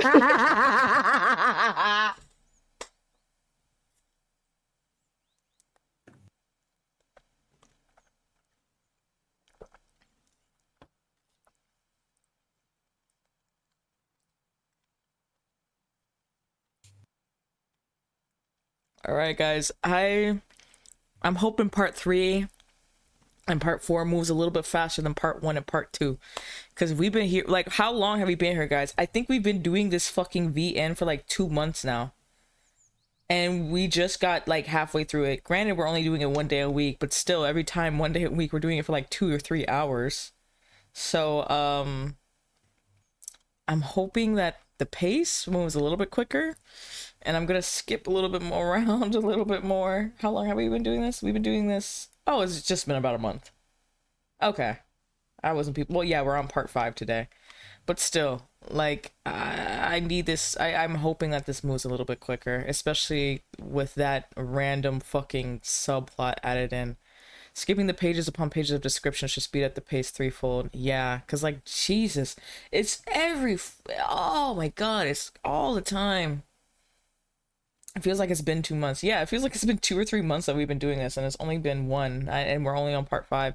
But it's like, I think it's also overwhelming for the fact that the amount of playtime we do each time. Because, like, each stream is at least 2 hours. Sometimes they go closer to, like, 3 hours. And, yeah, it's just moving so freaking slow, dude. Like, so slow. It is an interesting story. At this point, I am too invested in the story to quit this VN, I think. I'm willing to be open to them doing something that just turns me off so much to it that we just quit it. But yeah, like, why did they have to Trojan horse that? Like, come on, bro. What the fuck is going on here? Are you done peeing? Yes, I'm done peeing. Yes, I'm done pissing. Let's move on. Another week passed. A week which for Henny was spent in anticipation of the full moon, which she would have to travel once more into the woods with Johann and Heidelberg. For Micah, however, this week seemed very uneventful indeed.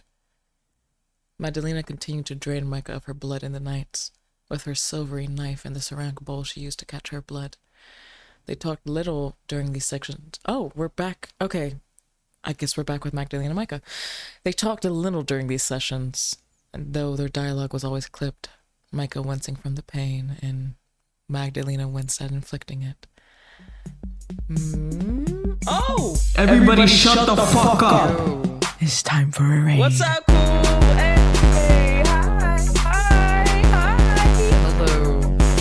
Welcome on in, welcome on in. Thank you so much for the _co raid. rated your channel. Thanks for the Hi. follow. Oh, Miss Look, Lala Rainbow has hi. joined the Legion. thank you for the follow, Miss Lala Rainbow. Hi, everybody. My name is Bonehead Venom. I am a butch lesbian VTuber. And we're playing Yuri. That's what we're doing right now. I'm here with my other actress friend. We're both voice actresses who voice. Sorry, guys. I'm a little bit flustered that you all came in. I wasn't expecting company. We both voice audios on YouTube of the relaxing kind, of the romantic kind. On Patreon, the a little bit Susty more kind. kind. And welcome on in. I'm happy to have you. Coob, how was your stream? What were you playing? OMG, your voice is so good. Thank you so much, Shamey. What were you streaming? I actually kind of saw you on the side. Was it? I just see Silent. Were you playing Silent Hill? Is that what the other thing I can't see was? Oh my god, I just checked your profile. You look so cool. What the hell? Yeah, Coob is super cool. I actually used to live in the same state as Coob, so it's super cool to see Coob again.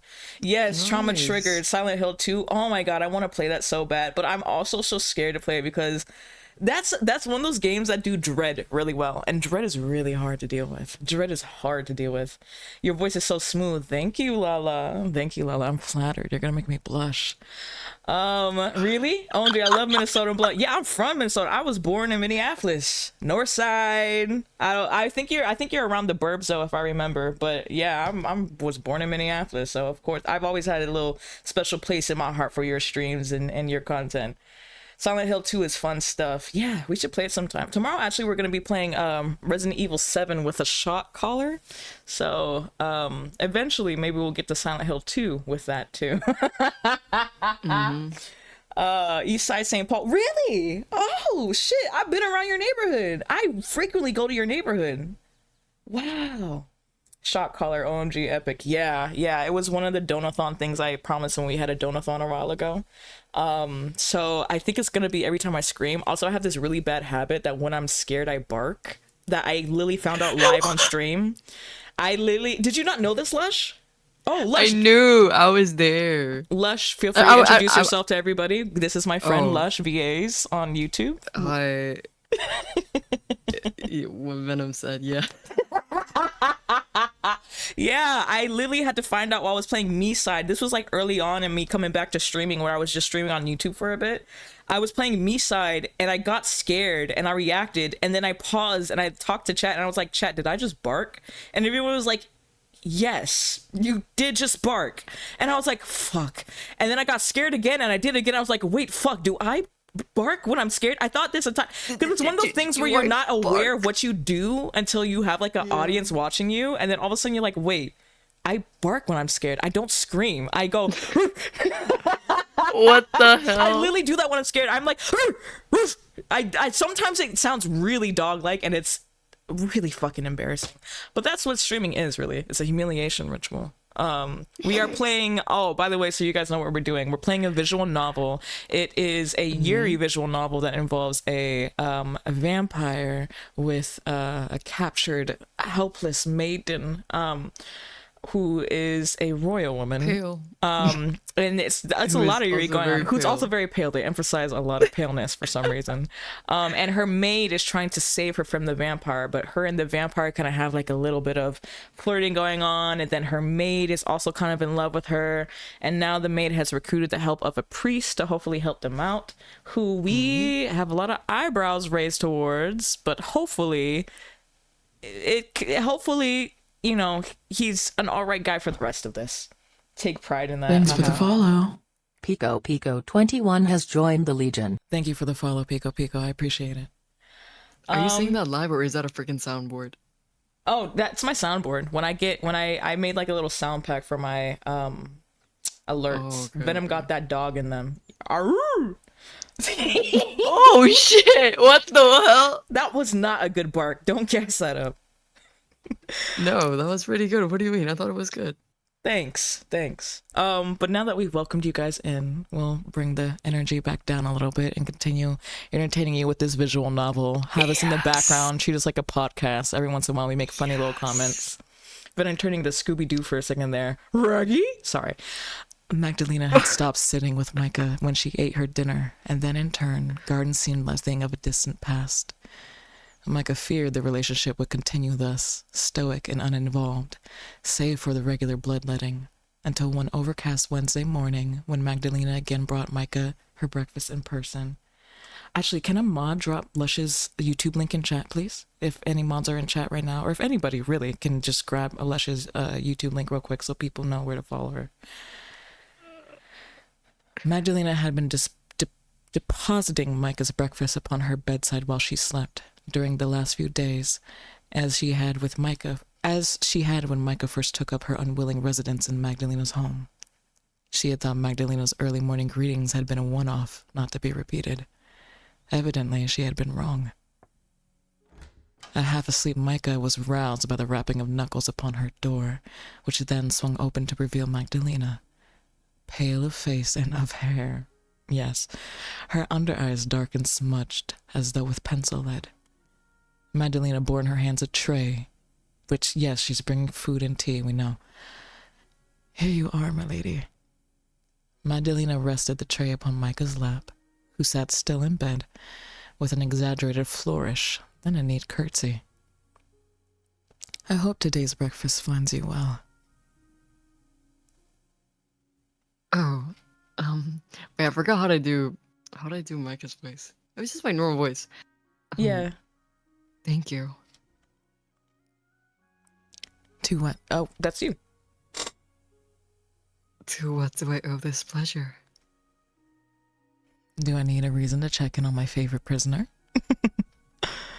I thought only that it had been a while since I had paid you an unexpected visit, and it would do well to keep you on your toes.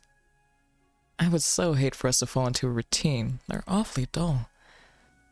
You may accuse me of being as cruel as you want, but I can't bear the thought of being called boring. Oh, you are anything but that. Micah reassured Magdalena with a small smile. By now, the surprise of Magdalena's visit had begun to wear thin, and Micah had begun to feel a strange stirring in her breast. It was not fear nor anxiety, as it had been in the beginning, but something softer and sweeter. It was hard to put her finger upon exactly what it was, but... You should pour yourself some tea, and quickly, before it gets cold. That'd be an awful waste.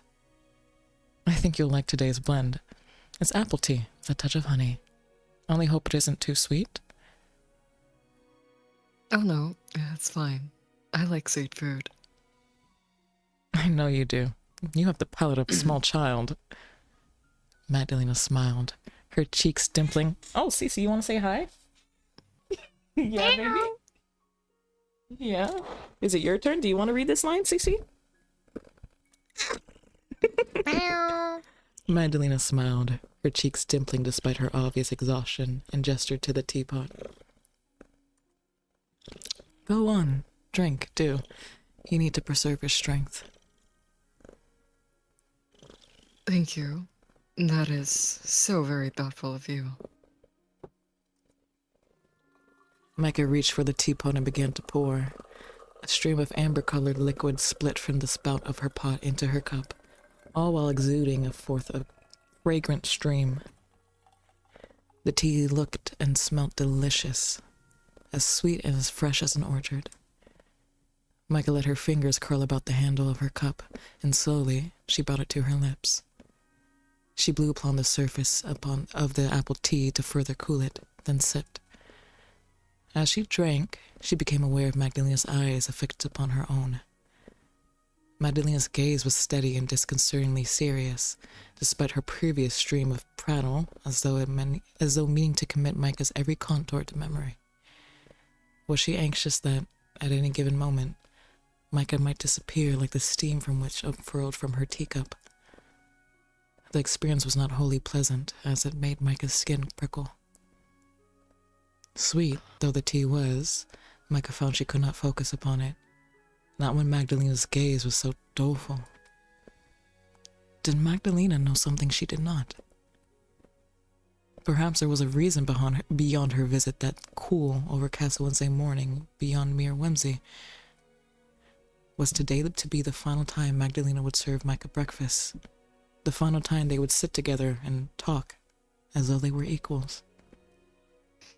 Perhaps that night, Magdalena meant to end it all. The regular bloodletting sessions had left Micah feeling drained, and the inside of her arm stung horribly when she tried to sleep. Anxious thoughts festered inside Micah's head like mushrooms did in the dark, until they threatened to overwhelm her. What a strange metaphor. The tea, all of a sudden, tasted too sweet upon her tongue, and she choked upon it. Oh, Micah! Magdalena started forth to rub Micah's back with her right hand, her fingers uncomfortably cold through the fabric of Micah's nightgown. Are you all right? Here, let me help you. Magdalena patted Micah's back until her coughs had subsided, her expression one of concern, like that of a friend, or perhaps even a lover. Micah could feel Magdalena's breath upon her cheek like a puff of Arctic air, devoid not just of warmth, but of life. As a being which had already died, it seemed unlikely that Magdalena needed to breathe at all. She only continued to do so because she was accustomed to it, and maybe she wished to cling on to some fragment of her long-lost humanity. Yeah, Cece? She's just sitting in my arms purring. It was all an act, though. Yeah? What? Yeah? Oh. Uh-huh. Uh-huh. Yeah? Are you the narrator now, Cece? Yeah? She was a monster, or was she? Gonna lurk, I have to de-drag and get comfortable. Of course. Oh, actually, I just remembered there's that Twitch feature where you can shout people out, right? Fuck, how do I do that? Yeah, baby, can I put you down? Okay. Let me... How the fuck do I shout somebody out? Chat! How do I do that? Hold up, I'm gonna try this and see if it works. Yay! It worked! Okay. There's a little shout out for Koo. Thank you so much for the raid again, and I hope you have an easy time de-dragging. She was a monster, or was she? Micah had never known a monster so kind before, or so considerate. Thank you. Micah murmured, abashed, as she set down her cup of half-drunk tea. She felt overwhelmed by her feelings for Magdalena, and found she could not look her hostess in the eye. There's no need to thank me, dear. I brought you that tea as a token of kindness. I would hate for you to choke upon it. Magdalena giggled, irreverent as always. Her breezy chatter could not, however, hide how very tired she was. Magdalena reached one hand to her temple to brush back a few misplaced strands of her ashen hair. As she did, one of her sleeves rolled back. Once again, the corset ties which bound her wrists had come undone. Had she been too busy preparing breakfast to tighten them? And Micah could see a large expanse of Magdalena's skin. Ooh la la. Even more marks marred Magdalena's skin. Marks which were deeper and angrier than the ones than Micah had seen before, out in the garden. These marks were accompanied with bruises, black and blue and green, which stippled Magdalena's skin from her wrist all the way down to her elbow. Her skin seemed like canvas upon which a demented artist had worked, spattering paint here and there with no rhyme or reason. Vampires couldn't bleed, but they could bruise. They could be hurt, and perhaps they could even be broken. It was an uncomfortable sight which made Micah forget her own impending fate at once. How could she worry about herself when it was clear Magdalena was in so much pain? Why, there are even more marks on your arm than before. Also, Mm-hmm. she just said vampires can't bleed. So at first I thought since they were bite marks, it was that monster mistress thing that was like feeding off of her. Well, it seems like But- it, doesn't it? Yeah, so, but now since you're telling me she can't bleed, so is she just being bitten for the joy of it? Like, I mean, is she just getting abused? Like, what does this mean? I'm kind of not the confused. abuse part. I don't mean, but just biting for the hell of it. Yeah, maybe so. Everybody. Yeah, sometimes it's fun to just chew on somebody's arm. Yeah, I have no idea what's going on with her and her mistress. But that's like, but there's been a few little like moments like that where it's like, huh? Didn't you just contradict that previously? God forbid a girl have a bite fetish, right? Oh, did you say this on already? No. What in the world is happening to you? That looks horribly painful. Oh, this, frowning grimly, Magdalena drew her sleeve back down and said, "It is an occupational hazard." What the fuck does that even mean? Then, is this a part of your job? Magdalena nodded, a thin smile capturing her lips anew. "I'm glad you're so quick to catch on. It saves me the effort of explaining myself, which isn't something I care to do at the present. It is too early in the morning for it, and the story behind these bruises is not so very interesting. I'm accustomed to them." Then, this happens often? "More so than I would like, yes?" What? But that... You... Micah's mouth opened and fell, as a fish's might, yet no words came out. She did not know how to articulate her horror, nor what would be appropriate to say. How could Magdalena endure such injuries all this while smiling? She made it sound as though it was no issue, and perhaps, being a vampire, these wounds hurt less than they appeared, but surely it must have been for her wait, what? But surely it must have been for her to receive quite that many marks. I don't think anybody should endure such treatment, even if they are used to it. Familiarity doesn't make abuse any better, nor any less easier to bear. Somebody in chat said vampire mistress is teething. Oh. In fact, I think it makes it even worse. It's not always easy to bear, indeed, but why are you worrying about me, silly thing? Smiling, Magdalena poked Micah's nose with the tip of her index finger. Aw, cute. Worry about yourself first. I will be fine, no matter what misfortunes might befall me. I cannot say the same for you, though. Humans are awfully fragile. Perhaps I am, compared to you. But it seems you vampires are surprisingly fragile too. Magdalena, for all her pomp, was not indestructible. Micah knew that now, to look upon Magdalena's bruises. Had the rest of her body been subject to similar abuse? But for what cause? The thought made Micah feel sick. The scent of apple tea, once so homey, now made her stomach churn. Micah had lost most of her appetite, but at Magdalena's bidding, she forced herself to eat. While aware she was being silly, for all she knew, she might be dead come the setting of the sun, she did not want to let Magdalena down. The way they write these sentences, the breaks in them, it feels quite unnatural to speak out loud sometimes. It was clear that she had endured enough already. Several minutes passed, neither Micah nor Magdalena speaking, as Micah partook of her breakfast.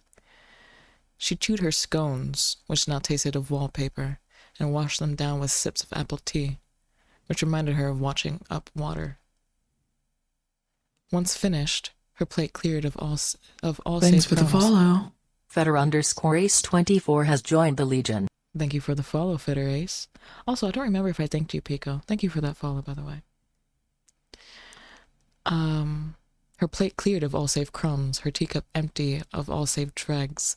Magdalena took the tray and set it upon her bedside table. There, now. How do you feel? Refreshed, I hope. Oh, yes, very. I'm glad to hear it. Now, do you wish to help me with your toilet? What? You can hardly sit abed all day in your night clothes. It's a pretty dress, certainly. It must be, being one of my own, but you can hardly wear it all the time. The fabric is much too flimsy. Micah looked down at herself, bemused.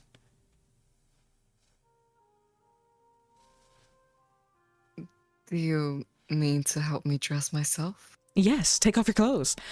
If you would. Let me see them yitties now, bitch. Let me see them. If you wish, I might as well. I feel like pampering you today is all. And aren't you accustomed to this kind of thing? You must have had servants help you dress growing up. Was that not Henny's job?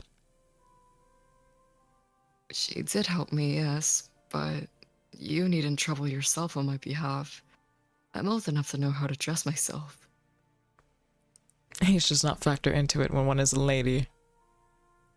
I feel awful that I've been treating you in so abysmal a manner. If I had a spare lady's maid to offer you, I would, but alas, my castle is quite deserted. Quite deserted, thought Micah, save for Magdalena's mysterious mistress, but she did not comment upon this. Micah had no desire to make things awkward between herself and Magdalena, not when it had been several days since they last had spoken. She didn't want Magdalena to leave. But neither did she want Magdalena to act like a servant. It seemed beneath her.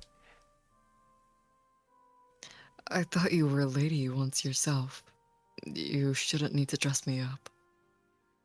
Oh yes, that is true, but one gets tired, you know, of being a lady all the time. Won't you let me indulge? I thought it might be fun to experiment, and I fear I'll not get such an opportunity in the future. Well, if you insist. Micah capitulated with a small sigh, but she was not truly upset. She was intrigued, rather, at the prospect of having Magdalena act as her servant. Intrigued and somewhat abashed. Oh, I like that. If I were her, I would be like scared shitless because like it kind of seems like you're fattening up the pig, like giving giving them your last wishes. I'm gonna die, bro. Yeah, that's true. I would be scared too. But I think I'd also be like, okay, if this is the last time, let's just fuck. Like, Yeah. I'd be like, all right, just put me on this fucking bed, bro. I'm waiting. The No, thought- because like when they told like, oh, they saw a lot of skin, I'm like, even that, like, we've been like fucking deprived of like something, bro, something fucking. Even that, I was like, oh, are we getting somewhere? I got so fucking excited, and it was just some fucking more bruise marks. Jesus. Yeah, unfortunately. But I feel like we're halfway through. This has to be a little bit of a like a little, it has to be a little Halfway through. something. The thought of Magdalena's fingers lifting her nightgown, knuckles brushing against her bared arms, her back, her shoulders, was startlingly intimate, but not unpleasantly so. Oh. Do with me what you will. I shall entrust myself to your capable hands. That is the answer I was hoping for, yes. Thank you for trusting me so, dear Micah. I promise I will take very good care of you. I've been hoping to get my hands on you for quite a while now. Now, why did you make that sound so salacious?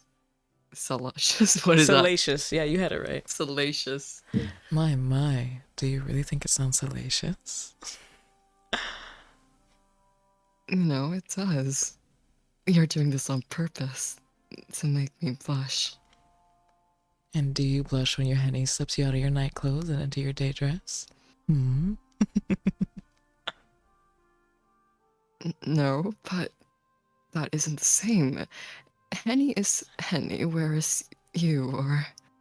Yes. Magdalena took Micah's hand, then helped her stand, her red eyes glinting wickedly. I forget that Magdalena's short.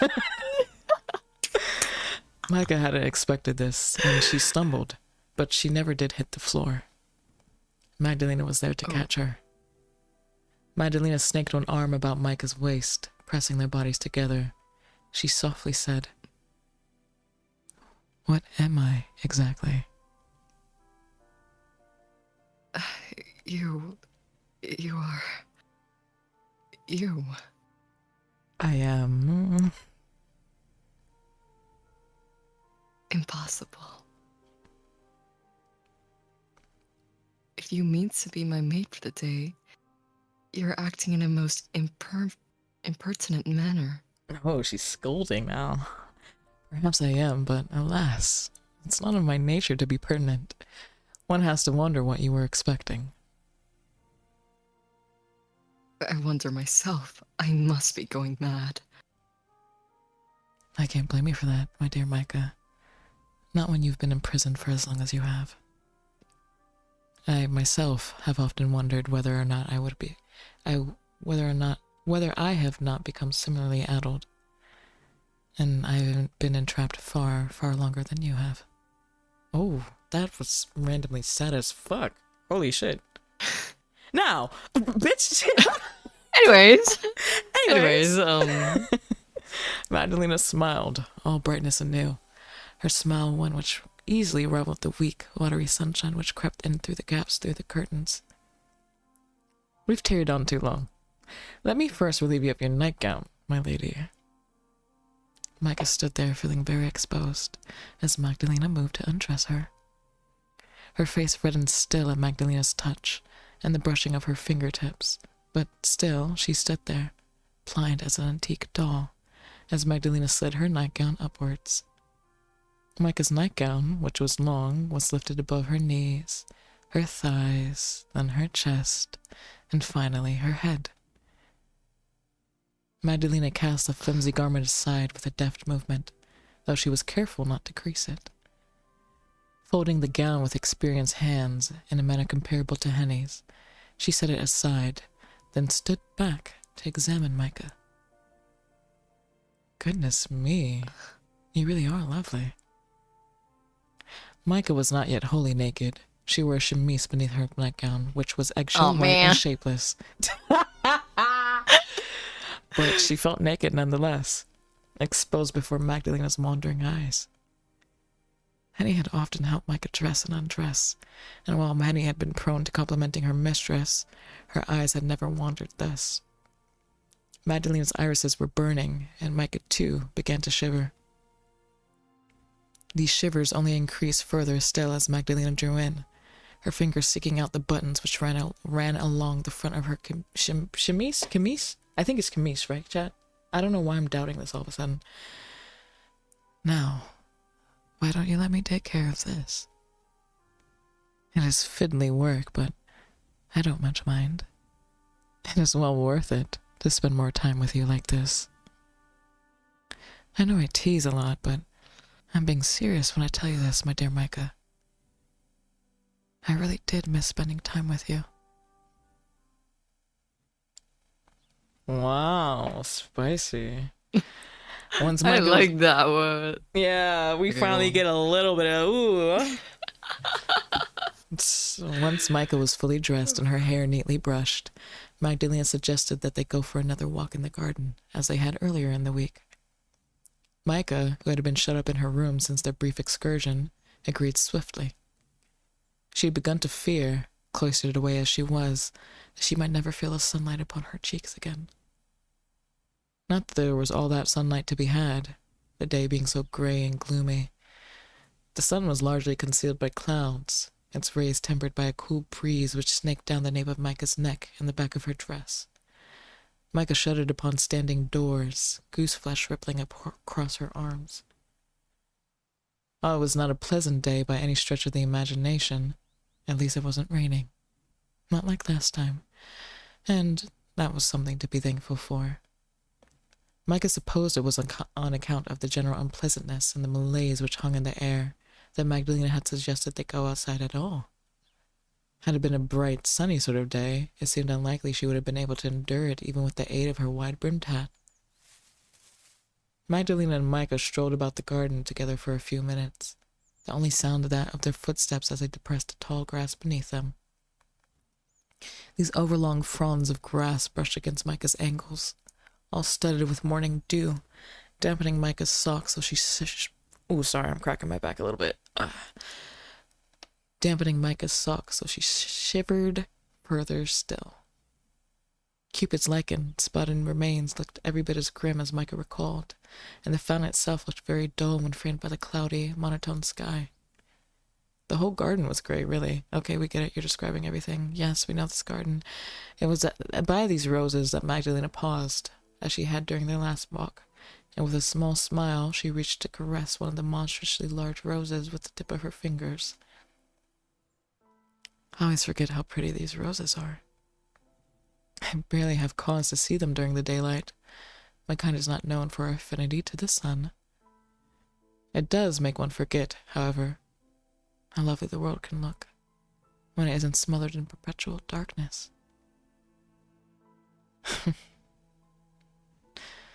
I'm starting to feel like I've been missing out.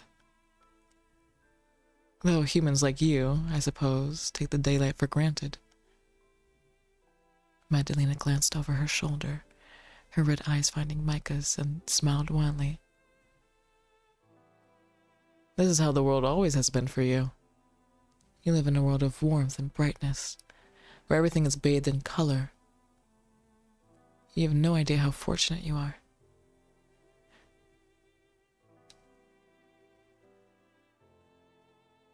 My days weren't as bright as you might imagine. I didn't spend my days frolicking outdoors in the sunlight, if that's what you were thinking. My mother my mother never would have approved. There was little she did approve of, in fact. Was she a stern disciplinarian, then? I can imagine nobody stricter. She was my mother, and I suppose she was looking after my best interests. I know she loved me, and I loved her. But sometimes, I think I resented her. Micah exhaled, feeling lightheaded, suddenly at her own confession. She'd never spoken her feelings about her mother to anybody before, not quite this earnestly. Henny knew Micah's feelings toward her mother were cool, beyond the veneer of cordiality she extended to the Von Ensign matriarch, but Micah had never once spoken her bitterness, her anger, her hurt. She had kept these ugly feelings buried deep inside her, keenly aware of how ungrateful her complaints must have sounded to a woman like Henny. What did Micah have to complain of when her family was genteel, and she lived in a sprawling manor house? Micah had thought it churlish to bemoan her lot in life. Others were suffering more than she. Children were abandoned on the streets every day by penniless mothers unable to care for them, or else sold into service, and yet Micah had possessed all a young woman could ask for, but she had not truly been happy. Her mother had seen to that. Part of Micah hated herself for her unfilial feelings, but she had been unable to help them. She had been harboring these feelings for such a long time, she could no longer remain quiet.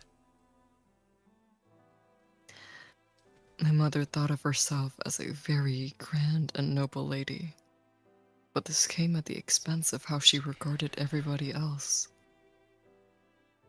She was cruel to the servants. She would snap at them for the smallest of misdemeanors. and she often threatened to fire them, though she knew many of them needed the employment.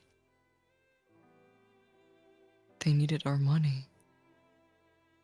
Did Micah have gender issues earlier that got dropped, or am I thinking of someone else? You're thinking of the other visual novel. Not that we had much of that. It was all for show. That was another thing that rankled my mother. She liked to act as though she was untouchable, but she was more aware that most of our precarious finances. I think that was why she was so obsessed with appearances. We had little else to cling to. It was she who devised my wedding to Walter Gerhardt. I think she saw it as an opportunity to claw back some of our past wealth and our past prestige. She did not care. Sorry. She did not care that I disliked him. When I told her of my feelings, she told me that I was being selfish.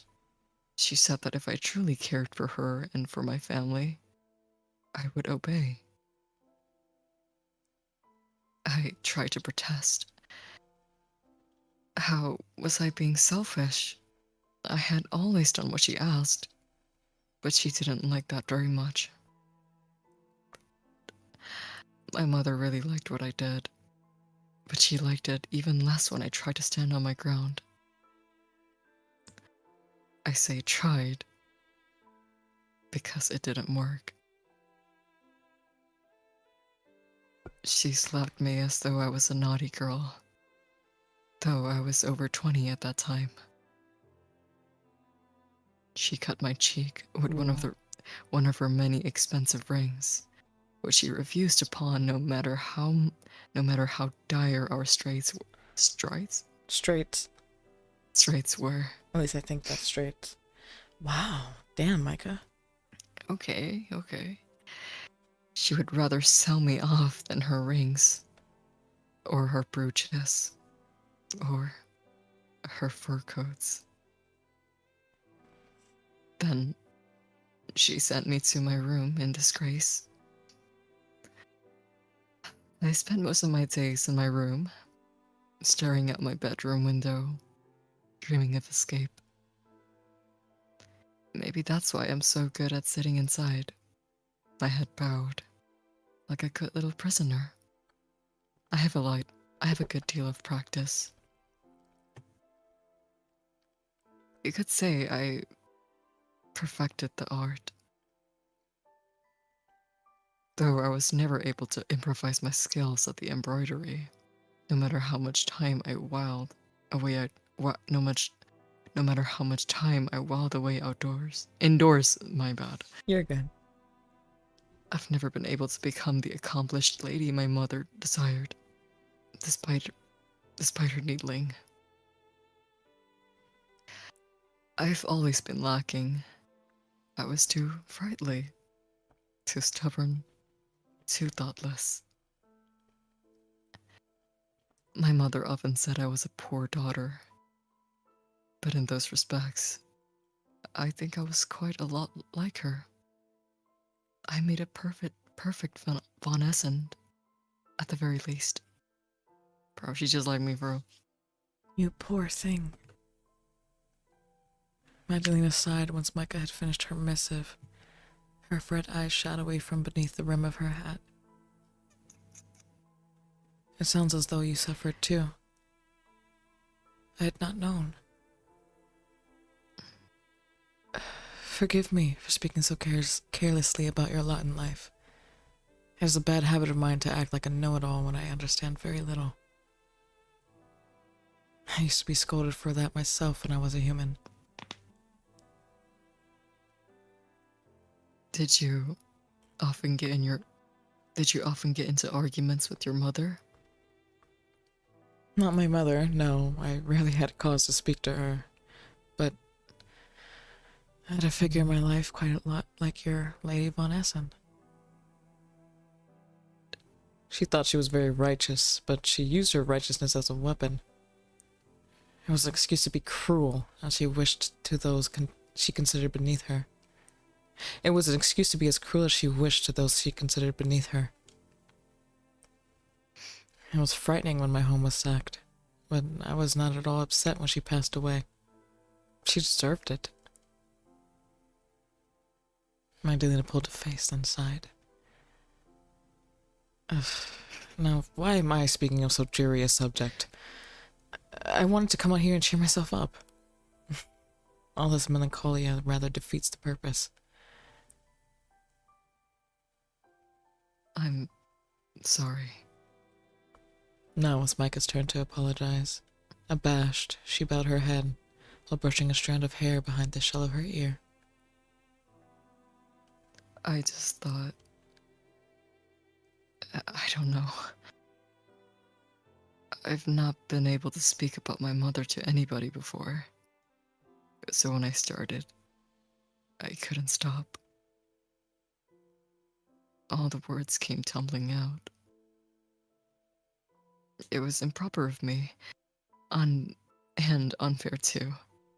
My poor mother has not yet been dead. There we go. My poor mother has not yet been dead a full month. I feel like I should at least wait. I feel like I should wait at least a year before beginning to slander her. That sounds like a standard protocol. Autistic ass remark. As an autistic person, I have to say this. Let me wait 3 more days to You know what? Actually, I think I didn't follow the protocol. Let me wait a year before I have this conversation. She's so mean. Oh, don't worry your pretty little head about that. I'm glad you trust me enough to open up to me, particularly on a matter so personal. I only worry that I won't be able to offer an appropriate response in return. I'm still dreadfully tired, you see. Yes, I can see that. Magdalena looked wearier than she had during their first stroll about the garden, when she had fallen asleep on Micah's shoulder. Magdalena seemed so tired, in fact, it was a wonder she was even able to remain upright. Her left hand had quivered when she reached down to brush her fingertips to her favorite roses. Have you not been sleeping very much this week? If I was, I would be in bed right now, inside my chamber. But there could be no rest for the wicked. Is that how the saying goes? It's a popular adage. Yes, I don't know if you're wholly wicked, though. Only partially, then. I don't think anybody in this world is fully good or bad. We're complicated creatures. Even vampires. Maybe I thought you were a cruel monster at first. But I think my initial opinion was unfair. Really? Magdalena smiled, her red eyes mischievous, even despite her evident exhaustion. I'm glad you since changed your tune, though I do have to wonder why that is. I hope you don't pity me.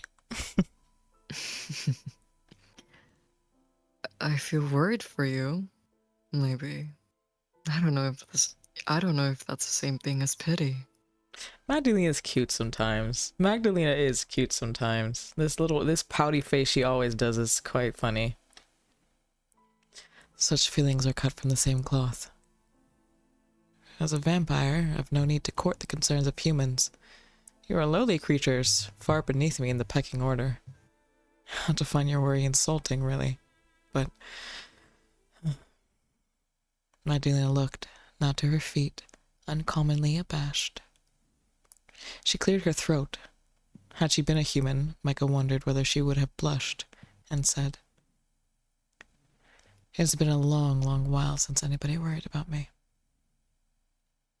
I'd almost forgotten what it feels like. It's not entirely unpleasant, I suppose. But I do wish you wouldn't."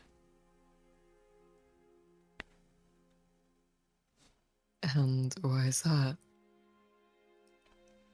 Your sympathy is wasted upon me.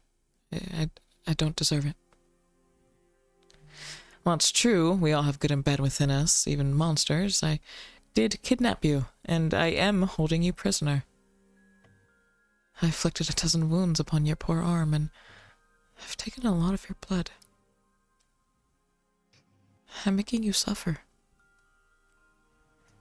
You've no reason at all to worry about me. You ought to hate me instead. It's what I deserve. You say that, and you would be correct to do so, but... Micah took a step forth, depressing the scrubby grass beneath her soles, then examined Magdalena, a few inches away from the protective lip of her parasol. Magdalena was still looking to the ground, her eyes obscured in shadows.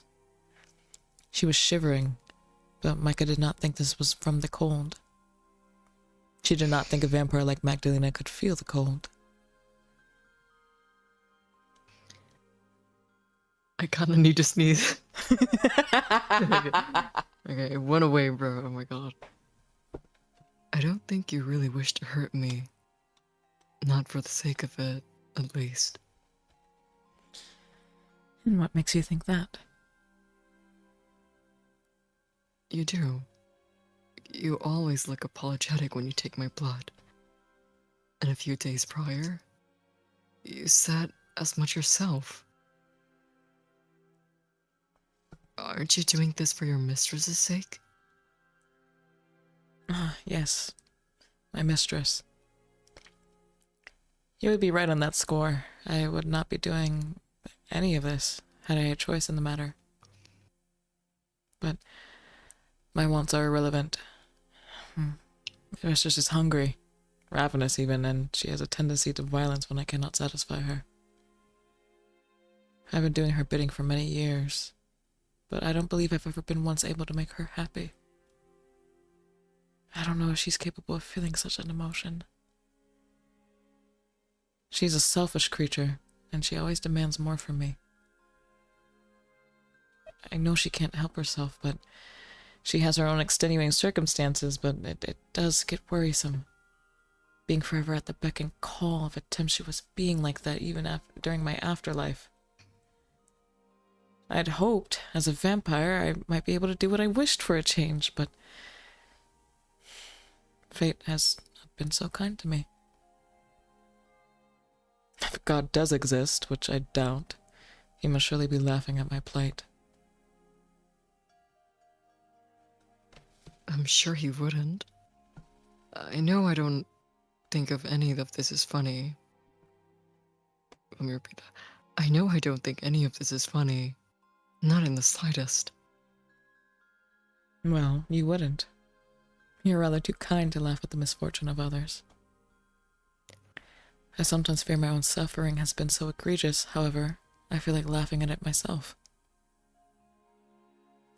When I do not wish to cry, of course.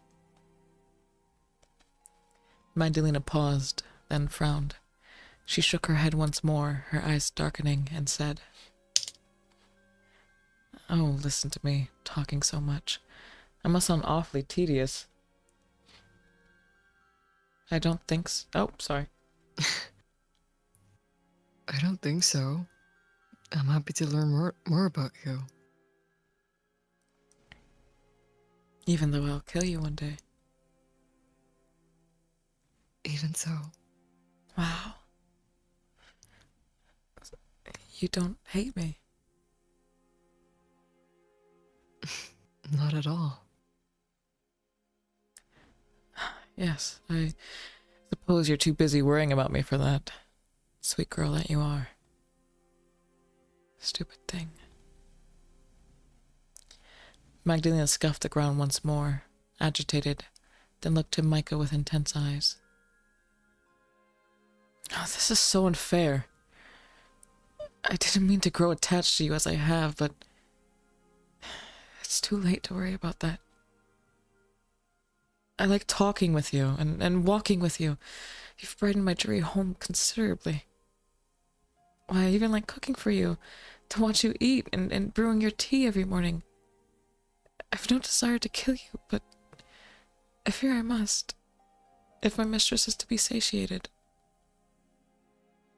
I've been searching the forest these last few nights, hoping I might find some stray thieves or bandits I might offer my mistress in your stead, but I've yet to find so much as a single vagrant.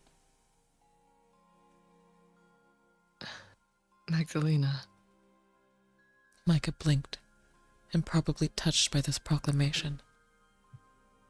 Micah supposed it should have been unnerving that Magdalena had been searching for fresh victims in her stead, but she had spent enough time with Magdalena that such senses had been blunted.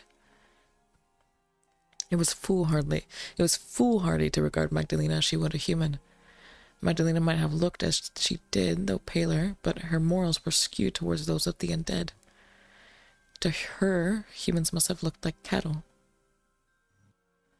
She ought not to have cared for Micah at all, but she still did. She didn't want her to die. It was a sweet sentiment, if nothing else. Have you really been toiling? Is that toiling? Yeah. Have you really been toiling that hard for my sake? I have indeed, like a blasted ox, or perhaps a madwoman. Who's to say? Maybe I have gone mad. I must have, to care for a human this much, to such a degree I'm losing sleep, all for your sake. Ha!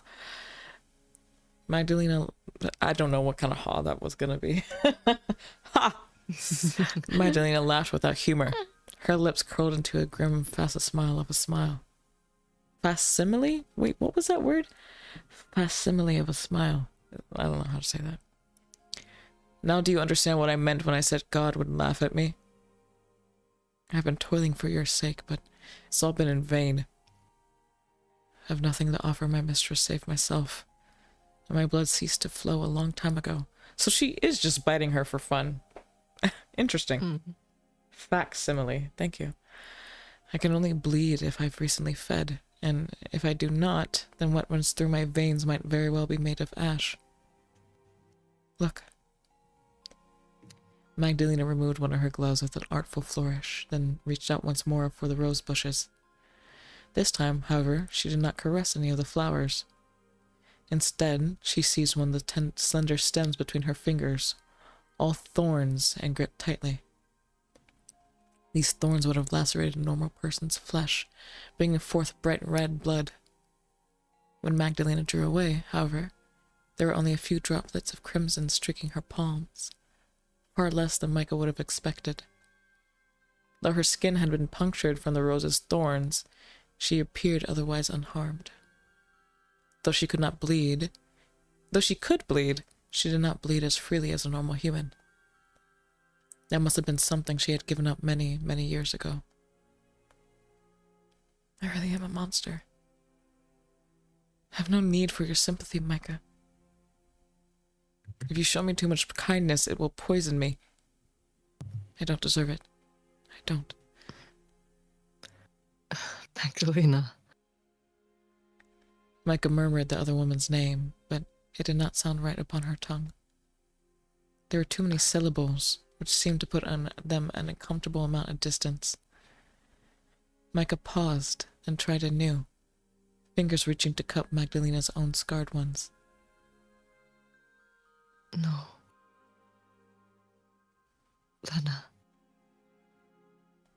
Micah. Micah looked into Magdalena's red eyes, which seemed so uncommonly beautiful, then said, I don't hate you, Lena. No matter how much you might wish I did. How could I? When you've confided so much in me. I know you do not mean to hurt me. Even if you do. And that I think it's enough for me to forgive you. But if you stay with me, I'll kill you. And if I marry Gerhardt, he would have killed me too, albeit in a slower more indirect manner. My mother was likewise killing me slowly by keeping me shut up inside. With little to no distract me. What? With little Little too. to no distract. With little to distract me, save that awful embroidery hoop. She hurt me every day, in all manners of insidious ways. And she was supposed to be my mother. Sorry. She should have put my own needs first, above all else. But she never did. I don't know if she was fully aware of how much she hurt me, but if she was, she never apologized. She was my own flesh and blood, but I don't think she understood me half as well as you do. At least you seem to care. No, I can't deny that. I do care. Much more than I should. I care so much I fear I might go insane. You aren't the only one. I must be insane too, to care so much about a woman who means to kill me. But I can't help how I feel. I've never had much of a life, and I've had a few in the way of friends. I understand how you feel. Having been shut away inside of this house for so many years. I've also been horribly lonely, but I'm less lonely now that I've met you. Well, part of me wishes it occurred under better circumstances. I really am glad I met you. So please, do not feel guilty. You know what I just realized? Why didn't she just... There were some of those bandits at the beginning she had as prisoners for a bit. So I'm confused on why she didn't draw out their deaths similarly if she had like, why did she just kill them all in the same night if she has to like regularly find people to feed to her mistress? She had those prisons. But she was just like, no, the women. Yeah, she's like, no, the women must stay. I don't get it.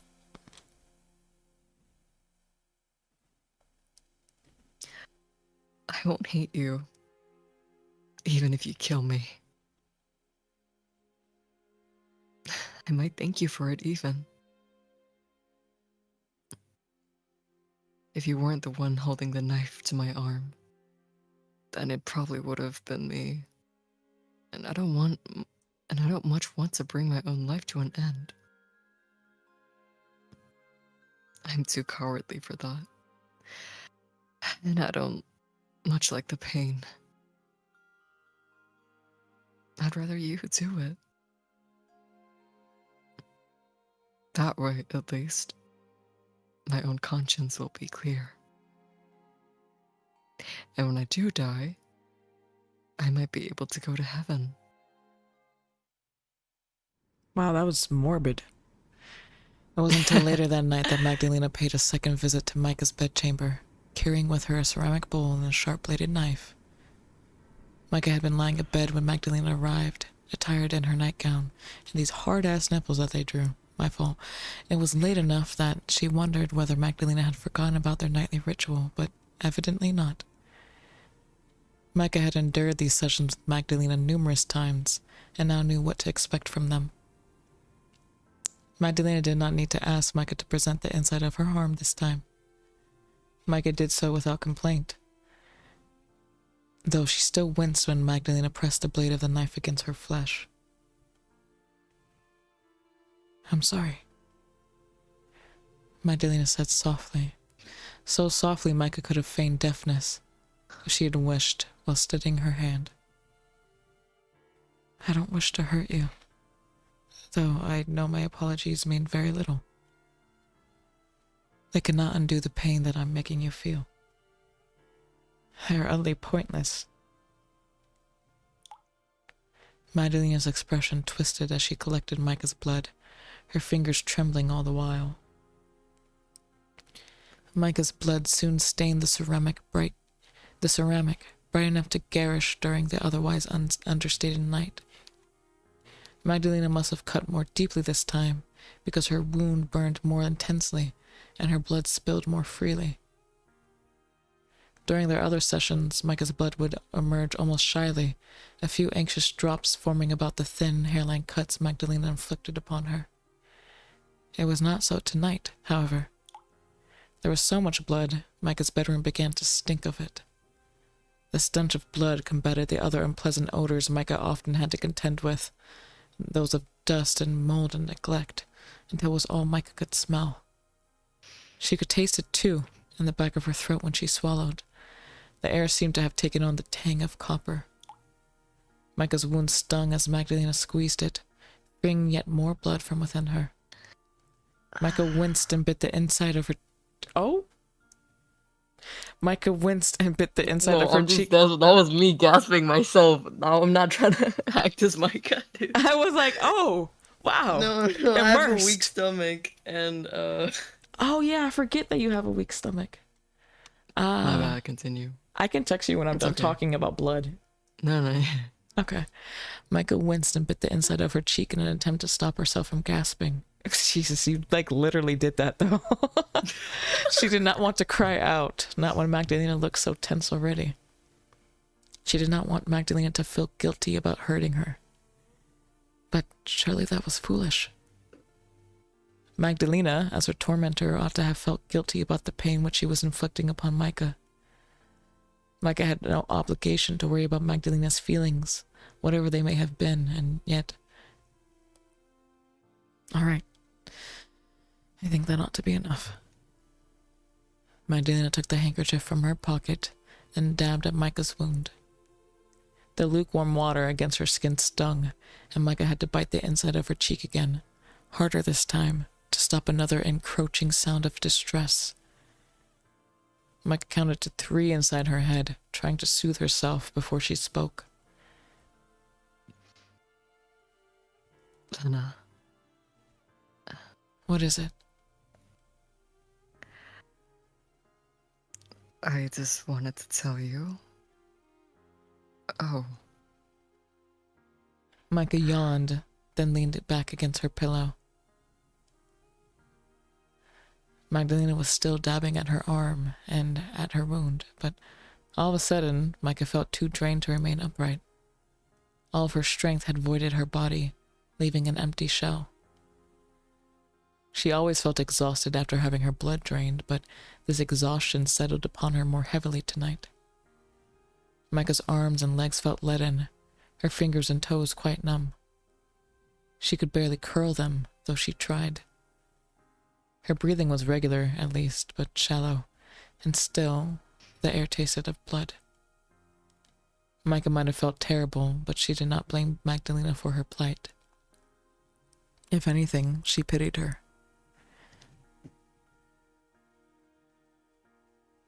Thank you. Micah spoke softly, her eyes affixed upon Magdalena's, unblinking despite her fatigue. What? Magdalena drew back, clutching her blood-splattered handkerchief in one hand, and frowned. What could you possibly have to thank me for? Don't tell me I've taken so much blood your thoughts are growing addled. Perhaps they are. Somewhat. But I'm not so confused. I don't understand my own feelings. I know that you're being as considerate as you can be, given the circumstances. Considerate. Magdalena laughed, though it was without humor. And I know that you don't mean to hurt me. You're trying to console me as best as you can, aren't you? I'm trying, yes, but... Oh my God.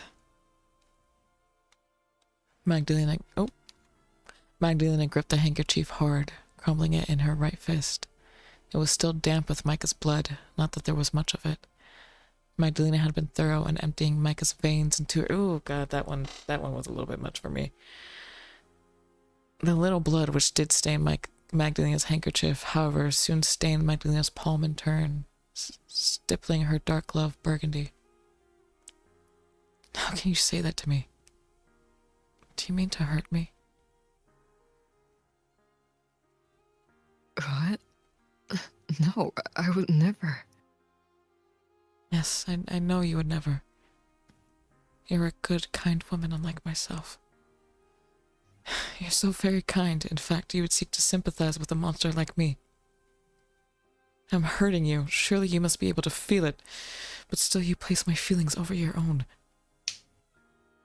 I don't understand how you can do it. How can you bear to thank me after all I've done to you? If I didn't know better, I would think you were trying to make me feel guilty. Oh, Lena. I've no desire to make you feel guilty. It would be a pointless enterprise. Why would I bother? When I can see that you feel guilty already. Magdalena stiffened at this. She pocketed her bloodied handkerchief, perhaps to stop her anxious hands from rending it in two, then frowned. Yes, you're quite right. I do feel guilty about this, yet I fail to see what that will feasibly accomplish. My guilt hasn't stopped me from hurting you. It's a worthless emotion that only exists to satisfy my own ego. I'd like to believe I'm not wicked, so I cling to my guilt. It proves, at least in some sense, that I still have a sense of ethics, that I am still a human, at least in part. But no ordinary human being would inflict suffering like this upon another. It's all posturing. I don't think it is. How can you be posturing when you're being so sincere? Maybe I am, but what does it matter? It matters to me. I would hate you if you gleaned any enjoyment from treating me like this. But I can see that you don't.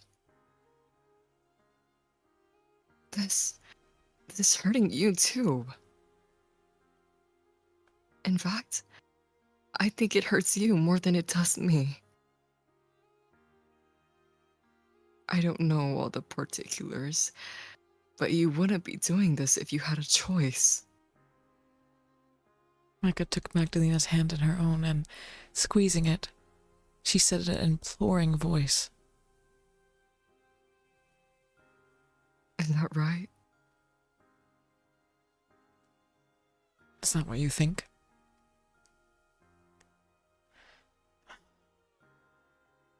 Magdalena sighed wretchedly, but did not try to pull away from Micah. Instead, she leaned in, squeezing Micah's hand in turn before elaborating. I'm so sorry to disappoint you, Micah, but I'm not the hopeless victim you seem to believe. I do have a choice in this. I always have. It is my own foolish fault that I chose and continue to choose a poor one. I don't have to hurt you. I don't have to do anything. If I wanted, I could wash my hands of this farce and move far away, put all this bloodshed behind me, but... You can't.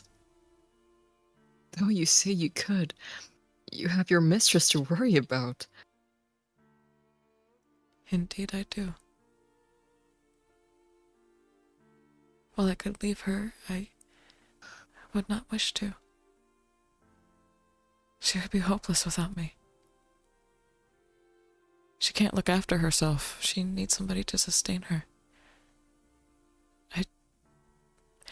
I just so happen to be that somebody.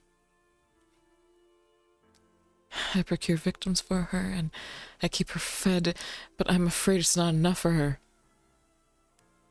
I think I might even be afraid of her. Oh, God. Magdalena's expression twisted. This sounds so pathetic. Micah thought of lurid marks she had seen on Magdalena's arms, a riot of red circles like full-headed flowers, and winced in sympathy with her.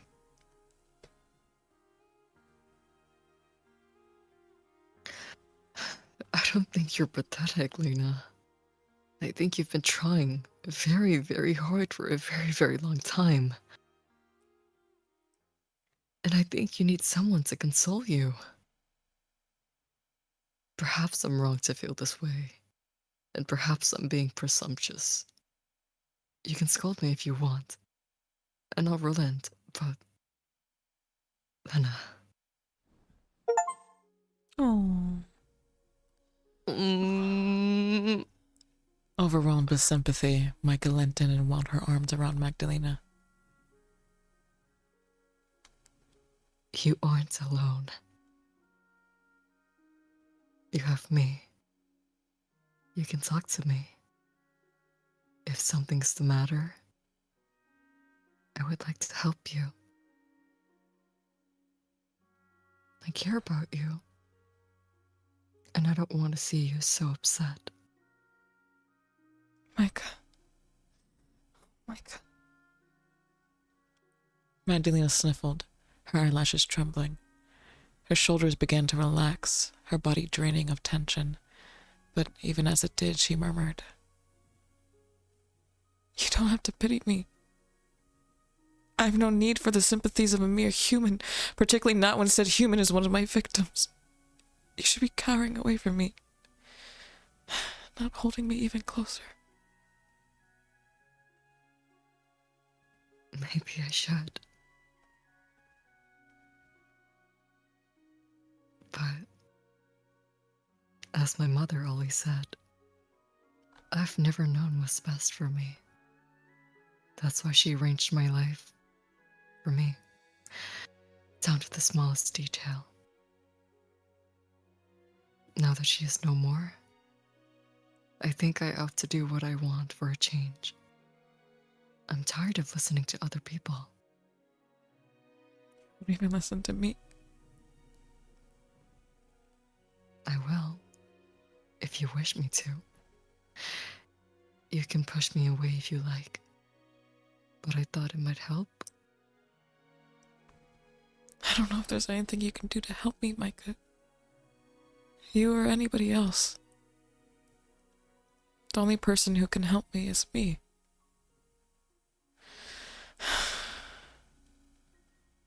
I have to tell you to keep your distance, and yet... And yet, It's been a long time since I was last embraced. It feels very nostalgic. Relenting, Magdalena leant forth, then rested her own chin upon Micah's chest, wherein her heart continued to beat. I can't believe this. I'm seeking solace in the arms of a human of all things. I thought I was stronger than this. you are strong. You must be. You have endured so very much for so long time. All alone. But everybody has their limits. Yes, you might be right about that. I think I hit my limit a good while ago. I've been trying to soldier on. My mistress needs me, after all, but... God. I can't even cry, but I'm still shaking. What's the matter with me? I must look utterly foolish. I already told you. You aren't. Are you sure? Well, Maybe a little. Hey! But I don't like you any less for it. In fact, I think I might like you even more. It's nice to know that there are more sides to you. It's nice to know that there are more sides to you than fuck my life. There's nice to know that there's nice to know there's more sides of you that meets the eye. Then meets the eye, okay. I knew there were more to you than the aloof, dignified vampire you first showed me. You might not even be human, but I don't think that changes your feelings. I mean, I don't think your feelings are so different from mine. Oh, if only. Magdalena drew back from Micah, though still her arms were looped around the other woman. Holding her close, she looked into Micah's face and said, "You're too kind, Micah. If you keep acting as you are, I'll have second or third thoughts about harming you further. You don't deserve any of this. I wish I could save you, but..." It's fine. You saved me before. You saved me once before, remember? If it weren't for your timely intervention, both Henny and I would have been slaughtered by those bandits. You saved me.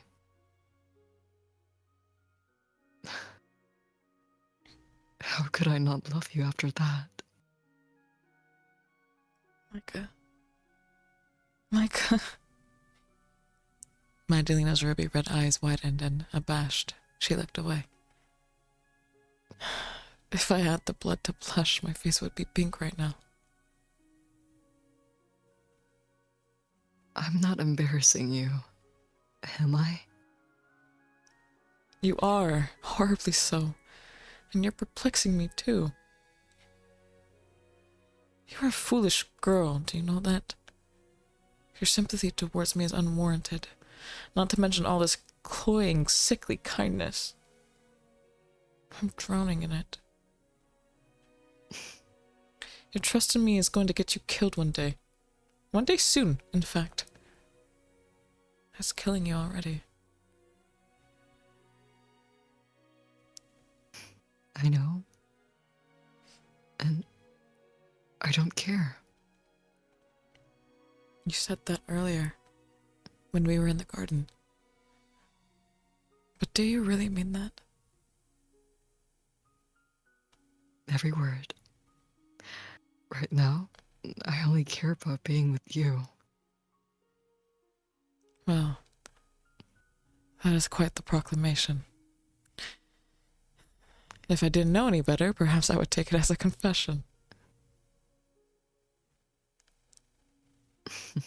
Perhaps I would want you to take it like that. My jaw actually dropped when I read that. Oh! Honestly? Maybe. I know, at the very least, that I don't hate you. I've grown. I've grown quite fond of you, in fact. When we're together, my heart starts to beat faster and... well... you might not be able to blush, but I can. Yes, I can see that for myself. Magdalena's eyes trailed across the contours of Micah's face, marveling at how delicate her mouth was, how long her lashes, how flushed, like freshly picked primroses her skin. That was a bit of a tongue twister. What blood Magdalena had not drained from Micah seemed to be resting beneath the surface of her cheeks, warming them, heat exuding from her like that of a flickering flame. She looked so very enticing. Magdalena hardly knew what she was doing, even as she pressed 2 fingers beneath Micah's chin. Raising her head thus, their eyes meeting once more, Magdalena said, Oh, fuck off, this bitch. "You really are an idiot.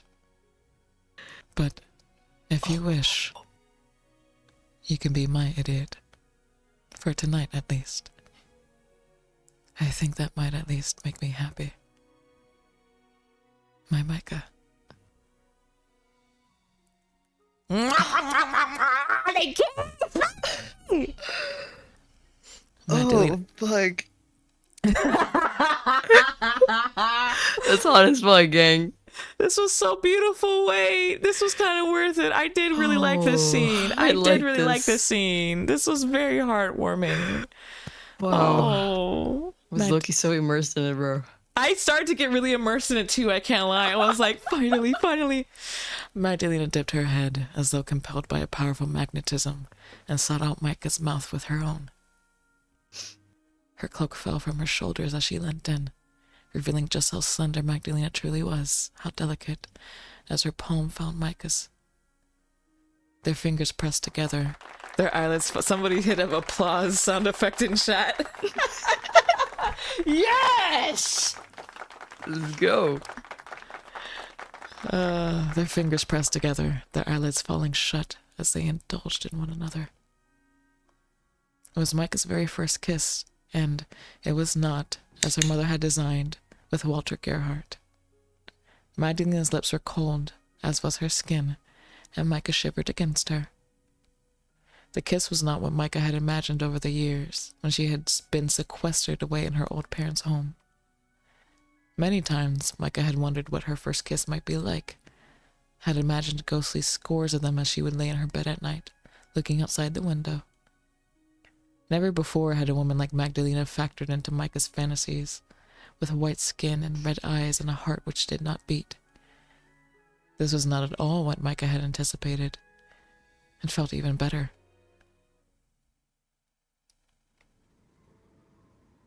Micah lay in her bed later that night, not long after Magdalena had left her, a ghostly vision in white upon her red sheets. She lay back upon her thin, aged pillows, her hair fanning out like a halo. Though she felt tired, sleep refused to come. It remained nothing but a distant dream. The images of the day passed, and all she had done with Magdalena flickered before her open eyes like the ghostly images of a... Of a what the fuck? Panty scoop. Of a panty-scope. Micah saw Magdalena holding her breakfast tray, a small smile upon her lips. Magdalena reaching to brush her hair behind one ear, her sleeve slipping down to reveal her bruised arm. Magdalena standing in the rose garden, her head bowed. She saw Magdalena too, as she had been pressing a knife against the inside of her wrist, her red eyes full of guilt. And later, Magdalena with her pale eyelashes sewn shut, her lips pressed against Micah's own. That had been Micah's first ever kiss. She had not been so intimate with Walter, though. He had been her fiancé. Not that Micah saw this as any great loss. The thought of kissing Walter, or any man for that matter, had always turned Micah's stomach. Okay, lesbian. Rise, lesbians. Rise, lesbianas. She had liked reading stories, but romance scenes had left her cold. Micah had thought she would be happy if she never had to kiss a man, and that belief still stood. Magdalena might have been a woman and a vampire besides, but kissing her had felt right. Even now, long after their lips had parted, Micah could remember how it had felt. Her lips throbbed with phantom kisses, and blood pooled in her cheeks. Micah pressed one hand to her chest, fingers splayed, and sighed. She knew not how she would go to sleep now, with such thoughts racing through her mind. She feared, as she lay there, the darkness pressing in upon her, that she would never sleep again. Getting all worked up after just getting your blood drained. Girl, lay down. Drink some water. You better pass out. Magdalena had stolen her ability to rest, just as surely as she had stolen away her heart. While Micah lay abed that night, trying to sleep, Magdalena sat at the bedside of another, holding in her hands a dish filled with bright red. "Here you are, my mistress." Magdalena proffered the dish to a figure who lay upon the bed before her, her expression one of fearful reverence. I procured it a brief while ago. I fear I tarried a while to see you, and it might have gone cold, but it is still fresh, and its flavor should not be compromised. I hope it is to your tastes. The shadowy figure rose, the metallic chains which bound her clinking, then shifted forth. Her nostrils twitched, savoring the scent of the blood in the dish, before she brought her tongue to it, her red lips parting like an awful oozing sore. Magdalena tried not to wince as her mistress pressed her tongue to the quivering meniscus of Micah's gathered blood, nor when the damp, wet sounds of her supping filled the room. Oh my god. The sound of her mistress's feeding was interspaced only... Okay, this sound is actually turning my stomach a little bit. The sound of There's a sound? There's like a lapping. Like, I don't know if stream can hear it, but they have sound effects of someone lapping up liquid in the background here. Oh, I hear it. The sound of mistress's feeding was interspaced only with the lowing breeze outside as it rattled against the window panes. It sounded sad and mournful, which seemed rather appropriate.